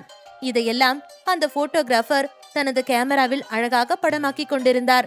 பிறகு இருவரும் மீ மற்றும் மகியின் வற்புறுத்தலால் விதவிதமான ரொமான்டிக் போட்டோ ஸ்டில்களை எடுத்துக்கொண்டனர். பிறகு சூர்யா அந்த போட்டோகிராஃபரிடம், எனக்கு உடனே இந்த ஆல்பம் ரெடியாகணும் என்று கட்டளையிட்டான். அந்த போட்டோகிராஃபர் சென்ற பிறகு அனைவரும் தங்களுக்கான மதிய உணவை ஆன்லைனில் ஆர்டர் செய்துவிட்டு வீட்டிற்கு வந்து சேர்ந்தனர். எபிசோட் 294. மணி 2. இந்தியாவில் அந்த மிகப்பெரிய KN மருத்துவமனை ஆபரேஷன் தியேட்டர் முன்பு போடப்பட்டிருந்த சேரில் உட்கார்ந்திருந்தனர் அஞ்சலியின் அம்மாவும் அப்பாவும். காலை 10 மணிக்கு ஆபரேஷன் தியேட்டருக்குள் போன நந்தா இப்போதுதான் வெளியில் வந்தான். அவனை பார்த்ததும் ஓடி வந்தாள் அஞ்சலியின் அம்மா. டாக்டர் சார், என்னோட குழந்தைக்கு ஆபரேஷன் நல்லபடியா முடிஞ்சுதா? இனிமே ஒன்னும் பிரச்சனை இல்லையே? என் குழந்தை உயிர் பழிச்சுக்குவாதானே என்றாள் கண்ணில் கண்ணீரோடு. அதற்கு நந்தாவோ, இனி எந்த பிரச்சனையும் இல்ல, உங்க குழந்தை நல்லா இருக்கா. இன்னும் 1 மணி நேரம் கழிச்சு குழந்தைய ICUவுக்கு மாத்திருவாங்க. நீங்க போய் அப்ப குழந்தைய பாருங்க என்றான். நான் தான் அப்பவே சொன்னல, அஞ்சலிக்கு ஒன்னும் ஆகாது, டாக்டர் சார் நம்ம கிட்ட சொன்ன மாதிரி அவ உயிரை காப்பாத்திடுவார்னு என்று நந்தாவின் பின்னால் ஒரு இளம் பெண்ணின் குரல் கேட்டது. அதை கேட்டதும் அந்த குரல் யார் என்பதை அடையாளம் கண்டு கொண்ட நந்தா உடனே பின்னால் திரும்பி பார்த்தான். அங்கே முகம் முழுக்க புன்னகையோடு நின்றிருந்தாள் ஆரா. அவளை பார்த்ததும் நந்தாவின் முகம் மலர்ந்தது. ஹேய் ஆரா, நீ எப்ப வந்த என்று கேட்டான் அவன். நீங்க ஆபரேஷன் தியேட்டருக்குள்ள போகும்போதே நான் வந்துட்டேன் டாக்டர் சார். இங்கே தான் உட்கார்ந்திருந்தேன் என்றாள். ஓ சாரி, நான் உன்னை பார்க்கல என்றான் நந்தா. எதுக்கு சாரி? நானும் உங்களை தொந்தரவு பண்ண வேண்டாமேனு தான் அமைதியா இருந்தேன் என்றாள் ஆரா. உண்மையிலேயே நீ வருவேன்னு நான் எதிர்பார்க்கவே இல்ல என்று கூறினான் நந்தான். நான் தான் இன்னைக்கு வருவேன்னு சொன்னனே, நான் சொன்ன வார்த்தையை காப்பாத்துவேன் டாக்டர் சார் என்றாள் அவள். சரி, இங்கே நின்னு பேச வேணா, வா என்னோட கேபினுக்கு போலாம் என்றான் அவன். ஓ போலாமே என்றவள் அஞ்சலியின் அம்மாவிடம் 50,000 ரூபாயை கொடுத்துவிட்டு, கை செலவுக்கு வச்சுக்கோங்க, நான் அப்புறமா வந்து குழந்தைய பாக்குறேன் என்று சொல்லிவிட்டு நந்தாவுடன் சென்றாள் ஆரா. நந்தா அங்கிருந்த சீஃப் நர்ஸிடம், என்னை யாரோ கொஞ்ச நேரம் டிஸ்டர்ப் பண்ண வேண்டாம், அண்ட் என்னோட ரூமுக்கு 2 காஃபி அனுப்புங்க என்று சொல்லிவிட்டு தன் பிரைவேட் அறைக்குள் நுழைந்தான். ஆராவும் அவன் பின்னாலேயே சென்றாள். நந்தாவின் பிரைவேட் அறை ஒரு பெட்ரூம் மற்றும் ஒரு ஹால் என்று 2 அறைகள் உடையதாக இருந்தது. அந்த அறைகளை பார்த்த ஆரா, அதில் வீடு போன்று டிவி, சோஃபா, தூங்குவதற்கு பெட் என்று அனைத்து வசதிகளும் இருந்தது. அதில் உள்ள ஒவ்வொரு பொருளும் அவன் பணக்காரன் என்பதை அப்பட்டமாக காட்டியது. அப்போது நந்தா ஆராவிடம், 5 மினிட்ஸ் ஆரா, இதோ இப்ப வந்துடுறேன் என்று சொல்லிவிட்டு அந்த பெட்ரூமிற்குள் நுழைந்தவன் தனது டாக்டர் கோட், மாஸ்க் போன்றவைகளை கழற்றி வைத்துவிட்டு வாஷ்ரூமிற்குள் சென்று தன்னை ஃப்ரெஷ் ஆக்கி கொண்டு வெளியில் வந்தான். ஆலிவ் கிரீன் நிறத்தில் ஷர்ட்டும் கருப்பு நிற பேண்ட்டும் அணிந்து கொண்டு சிரித்த முகமாய் அழகாய் வந்தவனை தன்னை மறந்து பார்த்து கொண்டிருந்தாள் ஆரா. அவள் தன்னை ரசிப்பதை கவனித்தவன், என்ன மிஸ் ஆரா, என்ன சைட் அடிக்கிறீங்களா என்றான் சிரித்துக் கொண்டு. அவன் குரல் கேட்டு சுயநினைவுக்கு வந்தவள், உங்களை சைட் எல்லாம் அடிக்கல, இது நீங்க தானான்னு பார்த்த என்றாள். நான் எப்பவுமே நான் தான், அதுல என்ன உனக்கு சந்தேகம் என்று கேட்டான் நந்தா. அதுக்கில்ல டாக்டர் சார், நீங்க உள்ள போகும்போது டாக்டர் மாதிரி வெள்ளை கோட்டோட போனீங்க, ஆனா வெளியில வரும்போது ஹீரோ மாதிரி ஸ்டைலா வரீங்க, அதான் பார்த்தேன் என்றாள் ஆரா சிரித்து கொண்டு. அப்போ உன்னோட கண்ணுக்கு நான் ஹீரோவா தெரியறேன், அது வரைக்கும் ரொம்ப சந்தோஷம். இனிமே நீ என்ன டாக்டர்னு கூப்பிடாத, ஹீரோன்னு கூப்பிடு என்றான் நந்தா சிரித்து கொண்டு. அதை கேட்டு ஆரா, அப்படியே கூப்பிட்டா போச்சு என்று சொல்லிவிட்டு அர்த்தமாக சிரித்தாள். அப்போது அரைக்கதவை திறந்து கொண்டு ஒரு பெண் கையில் காஃபியுடன் வந்தாள். இருவரும் கதை பேசிக்கொண்டே காஃபியை குடித்து முடித்தனர். அப்போது நந்தா தன் ஷர்ட் பாக்கெட்டை தடவி பார்த்துவிட்டு பிறகு தன் டேபிளில் எதையோ தீவிரமாக தேடினான்.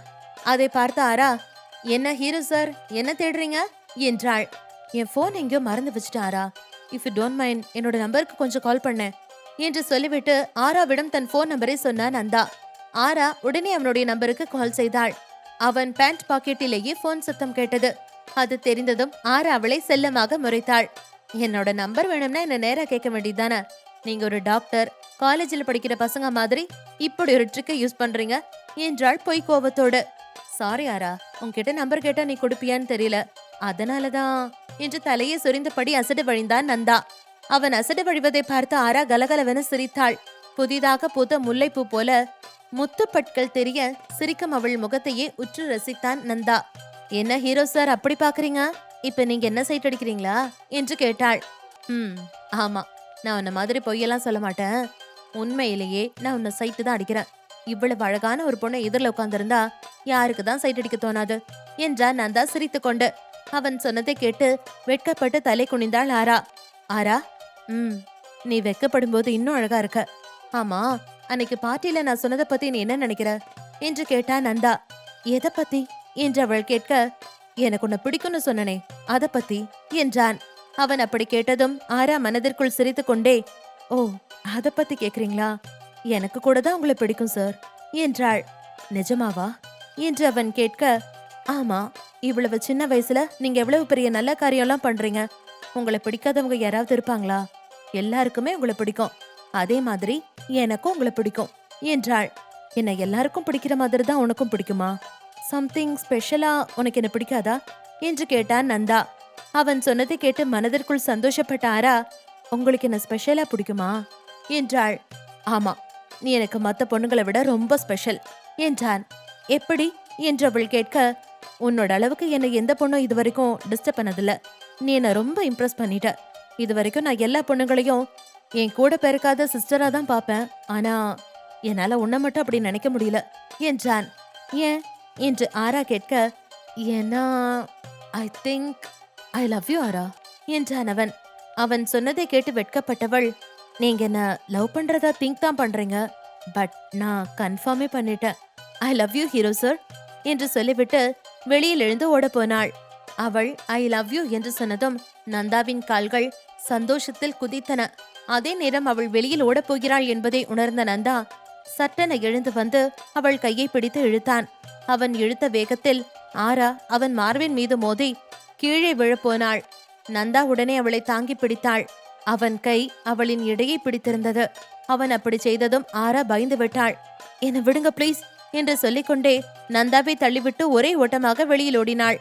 அவள் பயந்து ஓடுவதை பார்த்த நந்தா, ச்சே, இப்ப தேவையில்லாம அவனை தப்பா நினைக்க போறாளே என்று தன்னைத்தானே நொந்து கொண்டான்.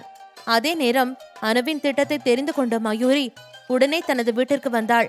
மயூரி வீட்டிற்கு வந்ததும் அவள் அம்மாவிற்கு திடீரென்று உடம்புக்கு முடியாமல் போய்விட்டது என்றும் அவரை பரிசோதிக்க மருத்துவர் வந்தார் என்றும் அவள் வீட்டில் வேலை செய்யும் வேலைக்கார பெண் சொன்னாள். அவள் அப்படி சொன்னதும் பதறிய மயூ உடனே தன் அம்மாவை தேடினாள். அம்மா, அம்மா! தன் மகளின் குரலை கேட்டதும், மயூ, அம்மா ரூம்ல இருக்காடா என்று மயூவின் அப்பா அவளுக்கு பதில் குரல் கொடுத்தார். உடனே அவர்களின் அறைக்குள் ஓடினாள் மயூ. அங்கே பெட்டில் மயூவின் அம்மா படுத்திருந்தார். அவர் முகம் வாடி இருந்தது. அவர் அருகில் அவளின் அப்பா கவலையோடு உட்கார்ந்திருந்தார். தன் அம்மாவை படுக்கையில் பார்த்த மயூ, அம்மா, உங்களுக்கு என்னாச்சு? ஏன் இப்படி படுத்திருக்கீங்க என்று அழுதாள். தன் மகள் அழுவதை பார்த்ததும், நீ பயப்படுற மாதிரி அம்மாக்கு ஒன்னும் இல்லடா, நீ அழாத என்றார் மயூவின் அம்மா களைப்பான குரலில். உங்களுக்கு என்னம்மா ஆச்சு? இப்போதான் வேலைக்கார பொண்ணு உங்களுக்கு உடம்புக்கு முடியாத விஷயத்தை என்கிட்ட சொன்னா. நான் போகும்போது நீங்க நல்லா தனமா இருந்தீங்க, திடீர்னு உங்களுக்கு என்னாச்சு என்றாள் மயூ கவலையாக. அம்மாவுக்கு மயக்கம், அவ்வளோதான் என்றார் அவர். மயக்கமா? ஏன் பிரஷர் மாத்திரை போடலையா என்றவள் கேட்க, அவ டேப்லெட் போடல மயூ என்றார் அவளின் அப்பா. ஏன் என்று மயூரி கேட்க, எப்ப உங்க அண்ணா அந்த அணுவை கல்யாணம் பண்ண போறேன்னு சொன்னானோ அன்னையிலிருந்து இவ ஒழுங்கா சாப்பிடறதில்ல, வேளைக்கு டேப்லெட் எடுத்துக்கிறது இல்ல, நல்லா தூங்குறதும் இல்ல, எப்ப பார்த்தாலும் என் பையனோட வாழ்க்கை வீணா போகுதுன்னு புலம்பிக்கிட்டே இருக்கா. நானும் எவ்வளவோ சொல்லி பார்த்துட்டேன், கேட்க மாட்டேங்கிறா என்று வருத்தமாக சொன்னார் மயூவின் அப்பா. ஏங்க சும்மா இருங்க, அவளே எனக்கு உடம்புக்கு முடியலன்னு கவலையில இருக்கிறா, நீங்க வேற அவகிட்ட புலம்பிட்டு இருக்கீங்க என்று தன் கணவரை கடிந்து கொண்டார் மயூவின் அம்மா. டாக்டர் என்னப்பா சொன்னாரு என்று மயூரி கேட்க, டயத்துக்கு சாப்பாடு டேப்லெட் எல்லாம் எடுத்துக்க சொன்னாரு, ரொம்ப வீக்கா இருக்கலாம், சத்தான சாப்பாடு ஃப்ரெஷ் ஜூஸ் நிறைய எடுத்துக்க சொன்னாரு என்றார். ஏமா, நீ சரியாவே சாப்பிடுறது இல்லையா? உன் உடம்ப நீதானமா கவனிச்சுக்கணும் என்று அம்மாவிடம் சொன்னவள் பிறகு தன் அப்பாவிடம் திரும்பி, பேசாம அம்மாக்கு ஒரு கேர் டேக்கரை வேலைக்கு வச்சிடலாம்பா என்றாள். நானும் அதாம்மா நினைச்சேன், அவளை கவனிச்சுக்க மாட்டேங்கிறான்னு நான் நம்ம ஃபேமிலி டாக்டர் கிட்ட சொல்லி இவ உடம்பு சரியாகிற வரைக்கும் இவளை பொறுப்பா கவனிச்சுக்க ஒரு நர்ஸ் அப்பாயின் பண்ண சொல்லியிருக்கேன் என்றார். அதான்ப்பா சரி. ஆமா, அந்த சிஸ்டர் எப்ப வருவாங்க என்று கேட்டாள் மயூரி. நாளையிலிருந்து வருவாங்க. ஆமா மயூ, நீ எங்கே வெளியில போறேன்னு சொன்ன, அதுக்குள்ள வந்துட்ட என்றார் மயூவின் அப்பா. அது நான் வேற எங்கேயும் போலப்பா, ஷாப்பிங் தான் போனேன் என்றாள். அதுக்குள்ள ஷாப்பிங் முடிஞ்சிருச்சா என்றார் மயூவின் அம்மா. நான் இன்னும் ஷாப்பிங் ஆரம்பிக்கவே இல்லம்மா என்றாள் அவள். அப்புறம் ஏன் வந்த என்று அவர் கேட்க, அம்மா, அந்த ஷாப்பிங் மால்ல நான் அனுவை பார்த்தேன் என்றாள். அனு என்று சொன்னதும் அவள் அம்மாவின் முகம் மாறியது. ஏன், அவன பெரிய விஐபியா? அவளை பார்த்ததே பெரிய விஷயமா சொல்ற என்றார் அவளின் அப்பா எரிச்சலாக. அது இல்லப்பா, அந்த அனு ஒரு இடத்துல மறைஞ்சு நின்னு யாரையோ பார்த்துட்டு இருந்தா. அவ முகத்துல அப்படி ஒரு கோவம் வெறி தெரிஞ்சது. அப்படி யாரதான் அவ பாக்குறான்னு நானும் அவ பார்த்த இடத்த திரும்பி பார்த்தேன். அங்க நம்ம ராகவன் அண்ணாவும் என்னோட ஃப்ரெண்ட் ஐராவும் ஒரு காஃபி ஷாப்ல உட்காந்து பேசிட்டு இருந்தாங்க என்று அவள் சொல்ல, நம்ம ராகவனா என்று கேட்டார் அவள் அம்மா. ஆமாமா என்று அவள் சொல்ல, ஆமா, ஐரா யாரு என்று கேட்டார் அவர். அதாமா, அந்த ஆர்எஸ் குரூப் ஸ்வீட்டோட பொண்ணு என்றாள் மயூரி. ஓ ஆமா, அவங்க 2 பேரும் லவ் பண்றாங்களா என்ன என்று அவர் கேட்க, அனு சொல்றத வச்சு பார்த்தா அப்படிதாமா எனக்கும் தோணுது என்றாள் மயூரி. அனு இப்படி என்ன சொன்னா என்று அவர் கேட்க, ஐராவை முறைச்சு பார்த்து, நீ லவ் பண்றியா? நல்லா லவ் பண்ண. நீ அந்த ராகவன் தான் உன்னோட உலகம்னு நினைச்சு உருகி உருகி காதலிக்கும் போது உங்க 2 பேரையும் பிரிச்சு உன்னை பைத்தியமா அலைய வைக்கிறேன். அதே மாதிரி உன்னோட ட்வின் சிஸ்டர் ஆராவையும் நிம்மதியா வாழ விட மாட்டேன். நீங்க கஷ்டப்படுறத பார்த்து உங்க குடும்பமே அழும், அதை பார்த்து நான் சிரிப்பேன்னு சொன்னாப்பா என்றாள். என்ன மயூ சொல்ற என்று அவர் கேட்க, அட ஆமாப்பா, அப்புறம் யாருக்கோ ஃபோன் பண்ணி ராகவன் அண்ணனை பத்தின எல்லா டீட்டெயில்ஸையும் கலெக்ட் பண்ண சொன்னா, ஐராவையும் ஃபாலோ பண்ண சொன்னா. அந்த ஆர்எஸ் குரூப் குடும்பத்துக்கு அவதான் எதிரியா, அவங்கள நிம்மதியா சந்தோஷமா வாழ விட மாட்டேன்னு சொன்னாமா என்றாள்.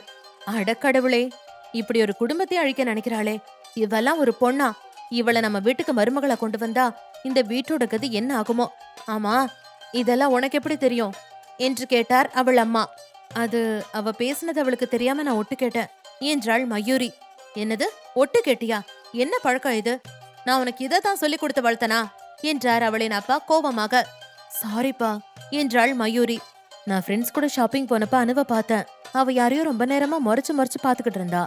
அது யாருன்னு நான் பார்க்கும்போதுதான் ராகவன் அண்ணாவையும் ஐராவையும் பார்த்தேன். ஏற்கனவே ஐராவோட மாமா சூர்யாவுக்கும் அனுவுக்கும் ஒரு பெரிய பிரச்சனை ஓடிட்டு இருக்குல்ல, அதான் இவ ஏதோ பிளான் பண்ண போறாளோன்னு ஒட்டு கேட்டேன். ஏன்பா, நான் சும்மா ஒட்டு கேட்டதுக்கே என் மேல இப்படி கோவப்படுறீங்களே? அப்ப அந்த அனுவை எப்படிப்பா இந்த வீட்டுக்கு மருமகளை ஏத்துக்கிட்டீங்க என்று கேட்டாள். நாங்க எங்கம்மா ஏத்துக்கிட்டோம்? எல்லாம் எங்க தலை எழுத்து. இந்த கல்யாணமே உங்க அண்ணனோட பிடிவாதத்துல தானே நடக்குது என்றார் மயூவின் அம்மா கவலையாக. அம்மா, அண்ணன் தப்பான முடிவெடுத்திருக்கிறாருமா. நான் அடிச்சு சொல்றேன், இந்த அனுவை கல்யாணம் பண்ணினா அண்ணனோட லைஃபே ஸ்பாயில் ஆயிடும் என்றாள் மயூரி. உனக்கு தெரியுது, ஆனா இது அண்ணனுக்கு புரிய மாட்டேங்குதே என்றார் அவளின் அம்மா. உங்க அண்ணன் பிசினஸ் லாபத்துக்காக அந்த அனுவை கல்யாணம் பண்ண நினைக்கிறாமா என்றார் மயூவின் அப்பா. எபிசோட் 295. மயூரி தன் பெற்றோரிடம் அனு தன் அண்ணனுக்கும் அவர்கள் குடும்பத்திற்கும் ஏற்ற பெண் இல்லை என்று சொன்னாள். அவளது பெற்றோருக்கும் அதே எண்ணம்தான். ஆனால் ராஜேஷ் அவளை தன் தொழில் வளர்ச்சிக்காக திருமணம் செய்கிறான், அவனை மாற்ற முடியவில்லை என்றார் அவளின் அப்பா. அதற்கு மயூரி, அவளை கல்யாணம் பண்ணினா அவளோட குறுக்கு புத்தியில தோன்ற ஐடியாவை வச்சு அண்ணனை பிசினஸ்ல வேணும்னா நம்பர் 1 பொசிஷனுக்கு கொண்டு வரலாம். ஆனா அவ அண்ணனோட பர்சனல் லைஃப 0 பொசிஷனுக்கு கொண்டு வந்துருவா. ஐ மீன், அவர் பிசினஸ்ல ஜெயிக்கலாம், ஆனா வாழ்க்கையில தோத்துருவாரு என்றாள். இத நீ சொல்லிதான் எங்களுக்கு புரியணும்னு இல்லம்மா என்றார் மயூவின் அப்பா கவலையாக. அப்புறம் ஏன்பா இந்த கல்யாணத்துக்கு ஒத்துக்கிட்டீங்க என்றாள் அவள் மீண்டும். எல்லாத்துக்கும் உங்க அண்ணன் தான் காரணம். ஒரு விஷயம் தெரியுமா மயூ, எப்ப அந்த அனுதான் இந்த வீட்டுக்கு மருமகளா வரப்போறாள்னு தெரிஞ்சு போச்சோ அப்பவே நாங்க முடிவு பண்ணிட்டோம், எங்க கடைசி காலம் நிம்மதியா சந்தோஷமா முடிய போறதில்லைன்னு. உனக்கு கூட நாங்க நல்லா இருக்கும்போதே ஒரு நல்ல பையனா பார்த்து கட்டி கொடுத்துடணும், அப்பதான் எங்களுக்கு நிம்மதி என்று கண் கலங்கினார் அவள் அம்மா. அழாதம்மா, நீங்க யாருக்கும் எந்த கெடுதலும் செய்யல, நிறைய நல்லதுதான் பண்ணிருக்கீங்க. கண்டிப்பா கடவுள் நம்மள கைவிட மாட்டாரு என்று தன் அம்மாவிற்கும் அப்பாவிற்கும் ஆறுதல் சொன்னாள் மயூ. தன் அம்மாவிற்கு உடம்பு சரியில்லை என்று கேள்விப்பட்டதும் ஆபீஸில் இருந்து பதறிக்கொண்டு ஓடி வந்தான் ராஜேஷ். மயூ அந்த அறைக்குள் போன அடுத்த சில நொடிகளிலேயே அங்கு வந்து விட்டான் ராஜேஷ். அவர்கள் பேசிய அனைத்தையும் அறைக்கு வெளியில் நின்று ஒன்று விடாமல் கேட்டான். தன் குடும்பமே இந்த கல்யாணத்தால் வருத்தப்படுவதை உணர்ந்தவன் தான் அனுவை திருமணம் செய்து கொள்ள முடிவெடுத்தது தவறோ என்று முதல் முறையாக நினைக்க ஆரம்பித்தான். அதே நேரம் ராஜேஷ் மற்றும் அனுவின் திருமணம் பற்றிய செய்தியும் அவனும் அனுவும் கொடுத்த பேட்டியும் டிவியில் ஓடிக்கொண்டிருந்தது. அதை பார்த்ததும் கள்ளம் கபடம் இல்லாமல் இருக்கும் அந்த அழகிய கண்களில் இருந்து கண்ணீர் வழிந்தது அவளுக்கு. அவள் பெயர் ராசி. மாநிறத்திற்கும் சற்று கூடுதலான சிவந்த நிறம், களையான வட்ட முகம், வில் போன்ற புருவம், குளத்தில் துள்ளி விளையாடும் கொண்டை மீன் குஞ்சு போன்ற இருக்கும் அகன்ற கண்கள், எடுப்பான மூக்கு, கோவை இதழ், இடையை விட்டு கீழே அவளின் பின்னழகை உரசியபடி நடனமாடும் கருங்கூந்தல். அவளை கடந்து போகும் எந்த ஒரு சராசரி ஆணும் அவளை ஒருமுறை திரும்பி பார்க்க வைக்கும் அடக்கமான அழகு. சொந்த ஊர் நீலகிரி. கடந்த 2 வருடமாக சென்னையில் உள்ள ஒரு பிரபலமான மல்டி ஸ்பெஷாலிட்டி மருத்துவமனையில் நர்ஸாக இருக்கிறாள். அவளை பற்றி தெரிந்தவர்கள் யாரிடமும் அவள் எப்படி என்று கேட்டால் அருமையான குணம் என்று சொல்லும் அன்பான பெண். அவளின் அழகிய கண்களில் இருந்து கண்ணீர் வருவதை பார்த்ததும் தன் பிஞ்சு கைகளை வைத்து அவள் கண்களை துடைத்துவிட்டு, என்னாச்சு மம்மி, ஏன் அழுவுறீங்க என்று தன் மழலை குரலில் அழகாய் கேட்டது அந்த குழந்தை. அவள் பதிலேதும் சொல்லாமல் அமைதியாக அழுது கொண்டிருந்தாள். என் மம்மி அழுதா அப்புறம் ராகுலும் அழுவேன் என்று சொல்லிவிட்டு தானும் அழ ஆரம்பித்தது அந்த குழந்தை. தன் குழந்தையின் கண்ணில் கண்ணீரை கண்டதும் அவளது தாயுள்ளம் துடித்தது. உடனே தன் அழுகையை நிறுத்தி கண்களை துடைத்துக் கொண்டு, இல்ல செல்லம், மம்மி அழல, நீங்க அழாதீங்க. என்னோட ராகுல் செல்லம் அழுதா இந்த மம்மியோட மனசு தாங்காது, அம்மா இனிமே அழமாட்டேன் என்று தன் மகனுக்காக போலியாக சிரித்தாள் அவள். தன் அம்மாவின் முகத்தில் சிரிப்பை பார்த்ததும் தானும் சிரிக்க ஆரம்பித்தான் ராகுல். தன் மகனின் கள்ளமில்லாத சிரிப்பில் தன் கவலைகளை மறந்தவள் அவனை ஆசையோடு அணைத்துக் கொண்டாள். இதையெல்லாம் அவர்களுக்கு பின்னால் நின்று ஒரு வாலிபன் பார்த்து கொண்டிருந்தான், கனத்த இதயத்தோடு. அது ராசியின் தம்பி ரகுதான். வயது 24. ராசியை விட 3 வயது சிறியவன். 3 வயது குறைவாக இருந்த போதும் தங்களின் சிறு வயதிலேயே பெற்றோரை இழந்த பிறகு தன் தம்பிக்கு அன்னையாகவே மாறிப்போனாள் ராசி. ரகுவிற்கு ராசி என்றால் கொள்ளை பிரியம். தன் அக்காவிற்காக உயிரையே கொடுக்கும் அளவிற்கு துணிபவன். ரகு கம்ப்யூட்டர் இன்ஜினியரிங் படித்துவிட்டு இப்போது 6 மாதமாக பெங்களூரில் உள்ள ஒரு பிரபலமான சாஃப்ட்வேர் கம்பெனியில் வேலை செய்கிறான். மாதம் ஒரு முறை வீட்டிற்கு வந்து விடுவான். கதவருகே தன் மாமா நிற்பதை பார்த்த ராகுல், ஐ மாமா என்று கத்திக்கொண்டே தன் தாயின் அணைப்பில் இருந்து விலகி ரகுவை நோக்கி ஓடி வந்தான். அப்பொழுதுதான் ராசியும் தன் தம்பி ரகு நிற்பதை கவனித்தாள். ரகு ஆசையோடு ராகுல் என்று கத்திக்கொண்டே அவனை கட்டி கன்னத்தில் மாறி மாறி முத்தமிட்டான். தான் அழுவதை தன் தம்பி பார்த்தால் துடித்து விடுவான் என்று தன் கண்களை துடைத்துக் கொண்டு முகத்தில் போலியான புன்னகையை வரவழைத்துக் கொண்டு, வா ரகு, எப்ப வந்த என்று கேட்டபடி அவன் அருகில் வந்தாள் ராசி. ரகு பதில் ஏதும் பேசாமல் தன் அக்காவின் அழுத முகத்தையே பார்த்தான். அதை கவனித்தவள், என்ன ரகு அப்படி பாக்குற என்று கேட்டாள். இல்ல, வர வர என் அக்கா என்ன பார்த்து நடிக்க ஆரம்பிச்சிருச்சேன்னு பாக்குறேன் என்றான் ரகு. ரகு என்றாள் தயக்கமாக. ஒரு நிமிஷம் என்றவன் தன் பேக்கில் இருந்து போன முறை வந்தபோது ராகுல் கேட்ட அந்த ரிமோட் கண்ட்ரோல் பொம்மையை எடுத்து, ராகுல் செல்லம், மாமா என்ன வாங்கிட்டு வந்திருக்கேன் பாருங்க என்றான். என்ன மாமா அது என்று ஆசையாக கேட்டான் குழந்தை. நீ கேட்ட பொம்மை என்றான் ரகுமான். ஐ பொம்மை என்று சொல்லிக்கொண்டே துள்ளி குதித்தவன் தன் மாமாவின் கன்னத்தில் முத்தமிட்டு விட்டு அதை வாங்கிக் கொண்டு தன் அறைக்கு ஓடினான் சந்தோஷமாக. அவன் அறைக்குள் சென்ற கதவை சாத்தும் வரை காத்திருந்த ரகு இப்போது தன் ராசி அக்காவிடம் பேச ஆரம்பித்தான். நீ என்ன பார்த்ததும் சிரிச்சுக்கிட்டே வந்தா, நீ அழுதது எனக்கு தெரியாதுன்னு நினைச்சியா? உன்னோட வாழ்க்கை இப்படி போனதை நினைச்சு இந்த 5 வருஷமா நீ அழுகிறத விட நான் தான் அதிகம் அழுதுட்டு இருக்கேன். ஒரு தம்பியா என்னோட ராசி அக்காவோட வாழ்க்கைய, ஒரு மகனா என் ராசி அம்மாவோட வாழ்க்கைய என்னால சரி செய்ய முடியலையேன்னு ஒவ்வொரு நாளும் குற்ற உணர்ச்சியில துடிச்சிட்டு இருக்கேன் என்று சொல்லும் போதே ரகுவின் கண்களில் இருந்து கண்ணீர் வழிந்தது. அந்த கண்ணீரே சொல்லும் அவன் மனதின் வலி என்னவென்று. தன் தம்பி அழுவதை பார்த்து துடித்த ராசி, எதுக்கு ரகு அழுகிற? எனக்காக நீ இருக்கும்போது நான் எதை நினைச்சிட அழப்போறேன்? இப்ப என்னோட வாழ்க்கைக்கு என்ன குறைச்சல்? நான் ரொம்ப சந்தோஷமா தான் இருக்கேன். என் மேல உயிரையே வச்சிருக்கிற என் தம்பி நீ இருக்க, என் மகன் ராகுல் இருக்கான், நல்ல சம்பளத்துல வேலை இருக்கு, இதை விட வேற என்னடா வேணும் என்றாள் அவள். உனக்கு இது மட்டும் போதுமாக்கா என்றவன் கேட்க, ரகு மறுபடியும் ஆரம்பிக்காத, நடந்தது நடந்து போச்சு. இப்ப இருக்கிற இந்த வாழ்க்கையவே நான் சந்தோஷமா தான் வாழ்றேன். நீ எனக்காக ஒண்ணு செய்யறியா என்றாள் ராசி. சொல்லுக்கா, என்ன செய்யணும்? அந்த அயோக்கியனை என்ன பண்ணணும் என்று கேட்டான் ரகு. நீ யாரையும் எதுவும் செய்ய வேணாம். நீ என்னை பத்தி கவலைப்படாம உனக்குன்னு ஒரு சந்தோஷமான வாழ்க்கைய அமைச்சுக்க. எனக்கு அது போதும். சரி, போய் குளிச்சுட்டு வா, நான் உனக்கு சாப்பாடு எடுத்து வைக்கிறேன் என்று சொல்லிவிட்டு அவனின் பதிலை கூட எதிர்பார்க்காமல் கிச்சனுக்குள் வேகமாக நுழைந்தாள் ராசி. போகும் தன் அக்காவையே பார்த்த ரகு, அக்கா நீ என்ன ஏமாத்தலக்கா, உன்னைவே நீ ஏமாத்திக்கிற என்று விரக்தியாக சிரித்துவிட்டு தன் அறைக்குள் நுழைந்தான். அதே நேரம் பேங்காக்கில் மணி 3. அனைவரும் ஹோட்டலில் இருந்து வரவழைக்கப்பட்ட மதிய உணவை சாப்பிட்டு முடித்தனர். மகியோ, நிலா நீ நான்வெஜ் சாப்பிட மாட்டியா? நானும் வந்ததுல இருந்து பாக்குறேன் நீ வெஜிடேரியன் ஃபுட் தான் சமைக்கிற என்று கேட்டான். ஆமாண்ணா, எப்ப பேங்காக் வந்தனோ அப்பவே நான் நான்வெஜ் சாப்பிடறத விட்டுட்டேன் என்றாள். ஏன் என்று கேட்டான் மகேஷ்.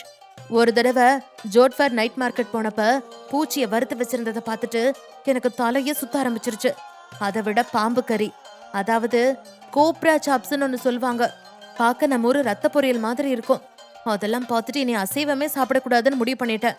பாவம் மீயும் எனக்காக வெஜிடேரியனா மாறிட்டா என்றாள். அவள் சொன்னதை கேட்ட மகி, ஏமி நிலா சொல்றது உண்மையா? நீயும் உன்னோட ஃப்ரெண்டுக்காக நான்வெஜ் சாப்பிட மாட்டியா என்று கேட்டான். ஆமா மகி, ஒன்லி வெஜ் தான். என் நிலாவுக்காக இது கூட பண்ணாட்டி எப்படி? ஃப்ரெண்டு, நானே அவளுக்காக அசைவம் சாப்பிட்றதை விட்டுட்டு வெஜ்ஜுக்கு மாறிட்டேன். சூர்யா சார், நீங்க எப்படி என்றாள் மீ. உடனே மகி, நல்லா கேட்டப்போ, என் மச்சானை பத்தி நீ என்ன நினைச்ச?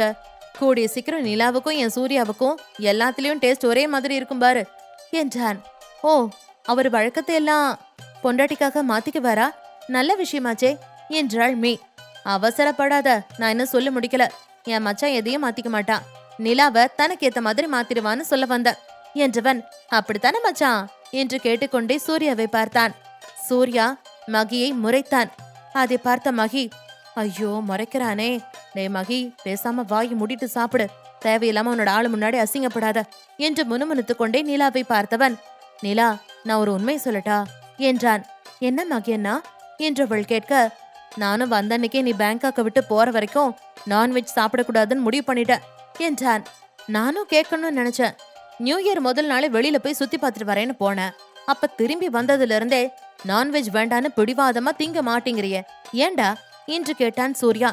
டே சூர்யா, நான் ஒரு உண்மையை உங்ககிட்ட இருந்து மறைச்சிட்டேன்டா.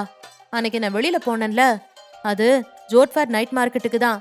நிலா சொன்ன மாதிரி அங்க ஒரு கடையில ரத்த பொரியல்னு நினைச்சு பாம்பு கறியை தின்னுட்டேன்டா என்றான் மகி பாவமாக. அத கேட்டதும், அட்ட கருமம் பிடிச்சவனே, இரு ஊருக்கு போனதும் அத்தைகிட்ட சொல்றேன் என்றான் சூர்யா. டே உனக்கு புண்ணியமா போகுண்டா, இத மட்டும் வீட்டுல சொல்லிடாதடா, என்னை வீட்டுக்குள்ளேயே விட மாட்டாங்க என்று கெஞ்சினான் மகி. சரி சரி, எனக்கு உன்னோட உதவி தேவைப்படுது. நீ என்னோட ரகசியத்தை வீட்டுல சொல்லாத வரைக்கும் நானும் உன் ரகசியத்தை சொல்ல மாட்டேன் என்றான் சூர்யா. உன் ரகசியமா, என்னது என்று அவன் கேட்க, கூடி சீக்கிரம் சொல்றேன், இப்ப முதல்ல சாப்பிடு என்று அவன் சொன்னதும் அனைவரும் தங்கள் உணவை சாப்பிட்டு முடித்தனர். மீயும் மகியும் தங்கள் அறையில் தஞ்சமடைந்தனர். சூர்யாவும் நிலாவும் மட்டும் ஹாலில் உட்கார்ந்து கொண்டிருந்தனர். ஏன் நிலா, உனக்கு டயர்டா இல்ல என்று கேட்டான் சூர்யா. டயர்டா தான் சார் இருக்கு என்றாள் நிலா. அப்படியே நீ தூங்க போல என்று கேட்டான் அவன். இல்ல சார், எனக்கு பகல்ல தூங்குற பழக்கம் இல்ல என்றாள். குட், எனக்கும் பகல்ல தூங்க பிடிக்காது என்றவன். அப்புறம் நிலா என்று அவன் அழைக்க, சொல்லுங்க சார், நாம நாளைக்கு இந்நேரம் இந்தியால இருப்போம், உனக்கு ஓகே தானே என்று கேட்டான். அவன் அப்படி சொன்னதும் நிலா அமைதியாக இருந்தாள். அதை பார்த்த சூர்யா, என்னாச்சு நிலா, இந்தியா வர்றதுக்கு பயமா இருக்கா, இல்ல மீய பிரிஞ்சு வர மனசு இல்லையா என்று கேட்டான். ரெண்டும் தான் சார், பாவம் மீ என்னை விட்டு தனியா இருக்க மாட்டா என்றாள். கவலைப்படாத, அவளையும் நம்ம கூடவே அழைச்சிட்டு போலாம் என்றான். அவன் சொன்னதை கேட்டவள், உண்மையாவா சார் என்றாள் ஆச்சரியமாக. உண்மைதான், உன்னால் எப்படி மெய்ய பிரிஞ்சு இருக்க முடியாதோ அதே மாதிரி மகியாலையும் இருக்க முடியாது என்றான் சூர்யா. சார், உங்களுக்கு? எனக்கு தெரியும், மகியே சொன்னா அவன் மீய விரும்புறான், அவளுக்கும் அவன் மேல இன்ட்ரெஸ்ட் இருக்கு. சோ 2 பேரையும் பிரிக்க வேண்டாம்னு தான் இந்த ஏற்பாடு. பட் இது இன்னும் அவங்களுக்கே தெரியாது, இப்ப சொல்ல வேண்டாம் என்றான் சூர்யா. ஓகே, ஆனா சார் இங்க ஆபீஸை யார் பாத்துப்பாங்க என்று கேட்டாள் நிலா. நான் ஏற்கனவே மிஸ்டர் லீ கிட்ட பேசிட்டேன். உன்னோட ஃப்ரெண்டு டியான் இனிமே விஜய் ஃபேஷனோட எம்ப்ளாயி, எனக்கு பதிலா அவன் தான் இந்த கம்பெனியை பாத்துக்க போறான். அவனுக்கு ப்ரமோஷன், சம்பளம் எல்லாமே உண்டு என்றான். அதை கேட்டதும், உண்மையாவா சார் என்றாள் நிலா சந்தோஷமாக. ஆமா, நாளைக்கு தான் டியானுக்கே இது இன்ஃபார்ம் பண்ண போறேன். அப்புறம் நீ இந்தியா வர்றது நினைச்சு பயப்படாத, உன்னோட உயிருக்கு எதுவும் ஆயிடுமோன்னு கவலைப்படாத. உன்னை கொல்ல நினைக்கிறவங்க யாரா இருந்தாலும் சரி, இது வரைக்கும் அவங்களுக்கு நீ வெறும் நிலாதான். ஆனா இன்னையில இருந்து நீ மிஸ்ஸஸ் நிலா சூர்யா, இந்த சூர்யாவோட மனைவி. உன் மேல கை வைக்கிற தைரியம் இனி எவனுக்கும் வராது என்றான் சூர்யா. அவன் தன்னை அவனுடைய மனைவி என்று சொன்னதும் நிலா அவனை அதிர்ச்சியாக பார்த்தாள். அதை கவனித்தவன், அது நான் என்ன சொல்ல வரேன்னா, நம்ம கான்ட்ராக்ட் மேரேஜ் பண்ணினது நமக்கு மட்டும்தானே தெரியும். வெளியுலகத்தை பொறுத்த வரைக்கும் நீ என்னோட மனைவி தானே, அதத்தான் சொன்ன என்றான். ஓ, அப்படி மீன் பண்ணீங்களா என்றாள் நிலா. ஆமா, அப்புறம் நீ என்ன நினைச்ச என்று கேட்டான் அவன். இல்ல, நான் எதுவும் நினைக்கல என்றாள் நிலா. சரி, எங்க வீட்டுல உள்ளவங்க உன்னை பத்தி கேட்டா நான் என்ன சொல்ல என்று கேட்டான் சூர்யா. நான் ஏற்கனவே சொன்னதுதான், நான் ஒரு அனாதை, என்னோட பேரண்ட்ஸ் இறந்துட்டாங்க, நான் பேங்காக்ல செட்டில் ஆகி 6 வருஷம் ஆச்சு, ஃபேஷன் டிசைனிங் முடிச்சிருக்கேன், லீ கார்பரேஷன்ல ஒர்க் பண்றேன், அவ்வளவுதான் என்றாள். அதை கேட்ட சூர்யா, பரவாயில்லையே, நீ எனக்கு கொடுத்த டாஸ்க் ரொம்ப சின்னதுதான், பட் நான் உனக்கு கொடுக்க போற டாஸ்க் ரொம்ப பெருசு என்றான். அவள் புரியாமல் அவனை பார்க்க, ஆமா, என்னோட ஃபேமிலி ரொம்ப பெருசு என்றான். அப்படியா, நான் அவங்கள பத்தி தெரிஞ்சுக்கலாமா என்று கேட்டாள் நிலா. கண்டிப்பா, நீ தெரிஞ்சுக்கிட்டே ஆகணும். நாம லவ் பண்ணி கல்யாணம் பண்ணிட்டு இருக்கோம்னு தான் நான் வீட்டுல சொல்ல போறேன். சோ என்னை பத்தி உனக்கு எல்லாம் தெரிஞ்சிருக்கணும், அப்படி இல்லாட்டி எங்க வீட்டுல சந்தேகம் வந்துரும் என்றான் சூர்யா. சரி என்றாள் அவள். இந்த எபிசோட் உங்களுக்கு பிடிச்சிருந்தா அந்த வீடியோக்கு ஒரு லைக் பட்டன் கொடுங்க. அண்ட் இந்த மாதிரி தொடர்ந்து வீடியோஸ்க்கு நம்ம சேனலை சப்ஸ்கிரைப் பண்ணிக்கோங்க. தேங்க்யூ.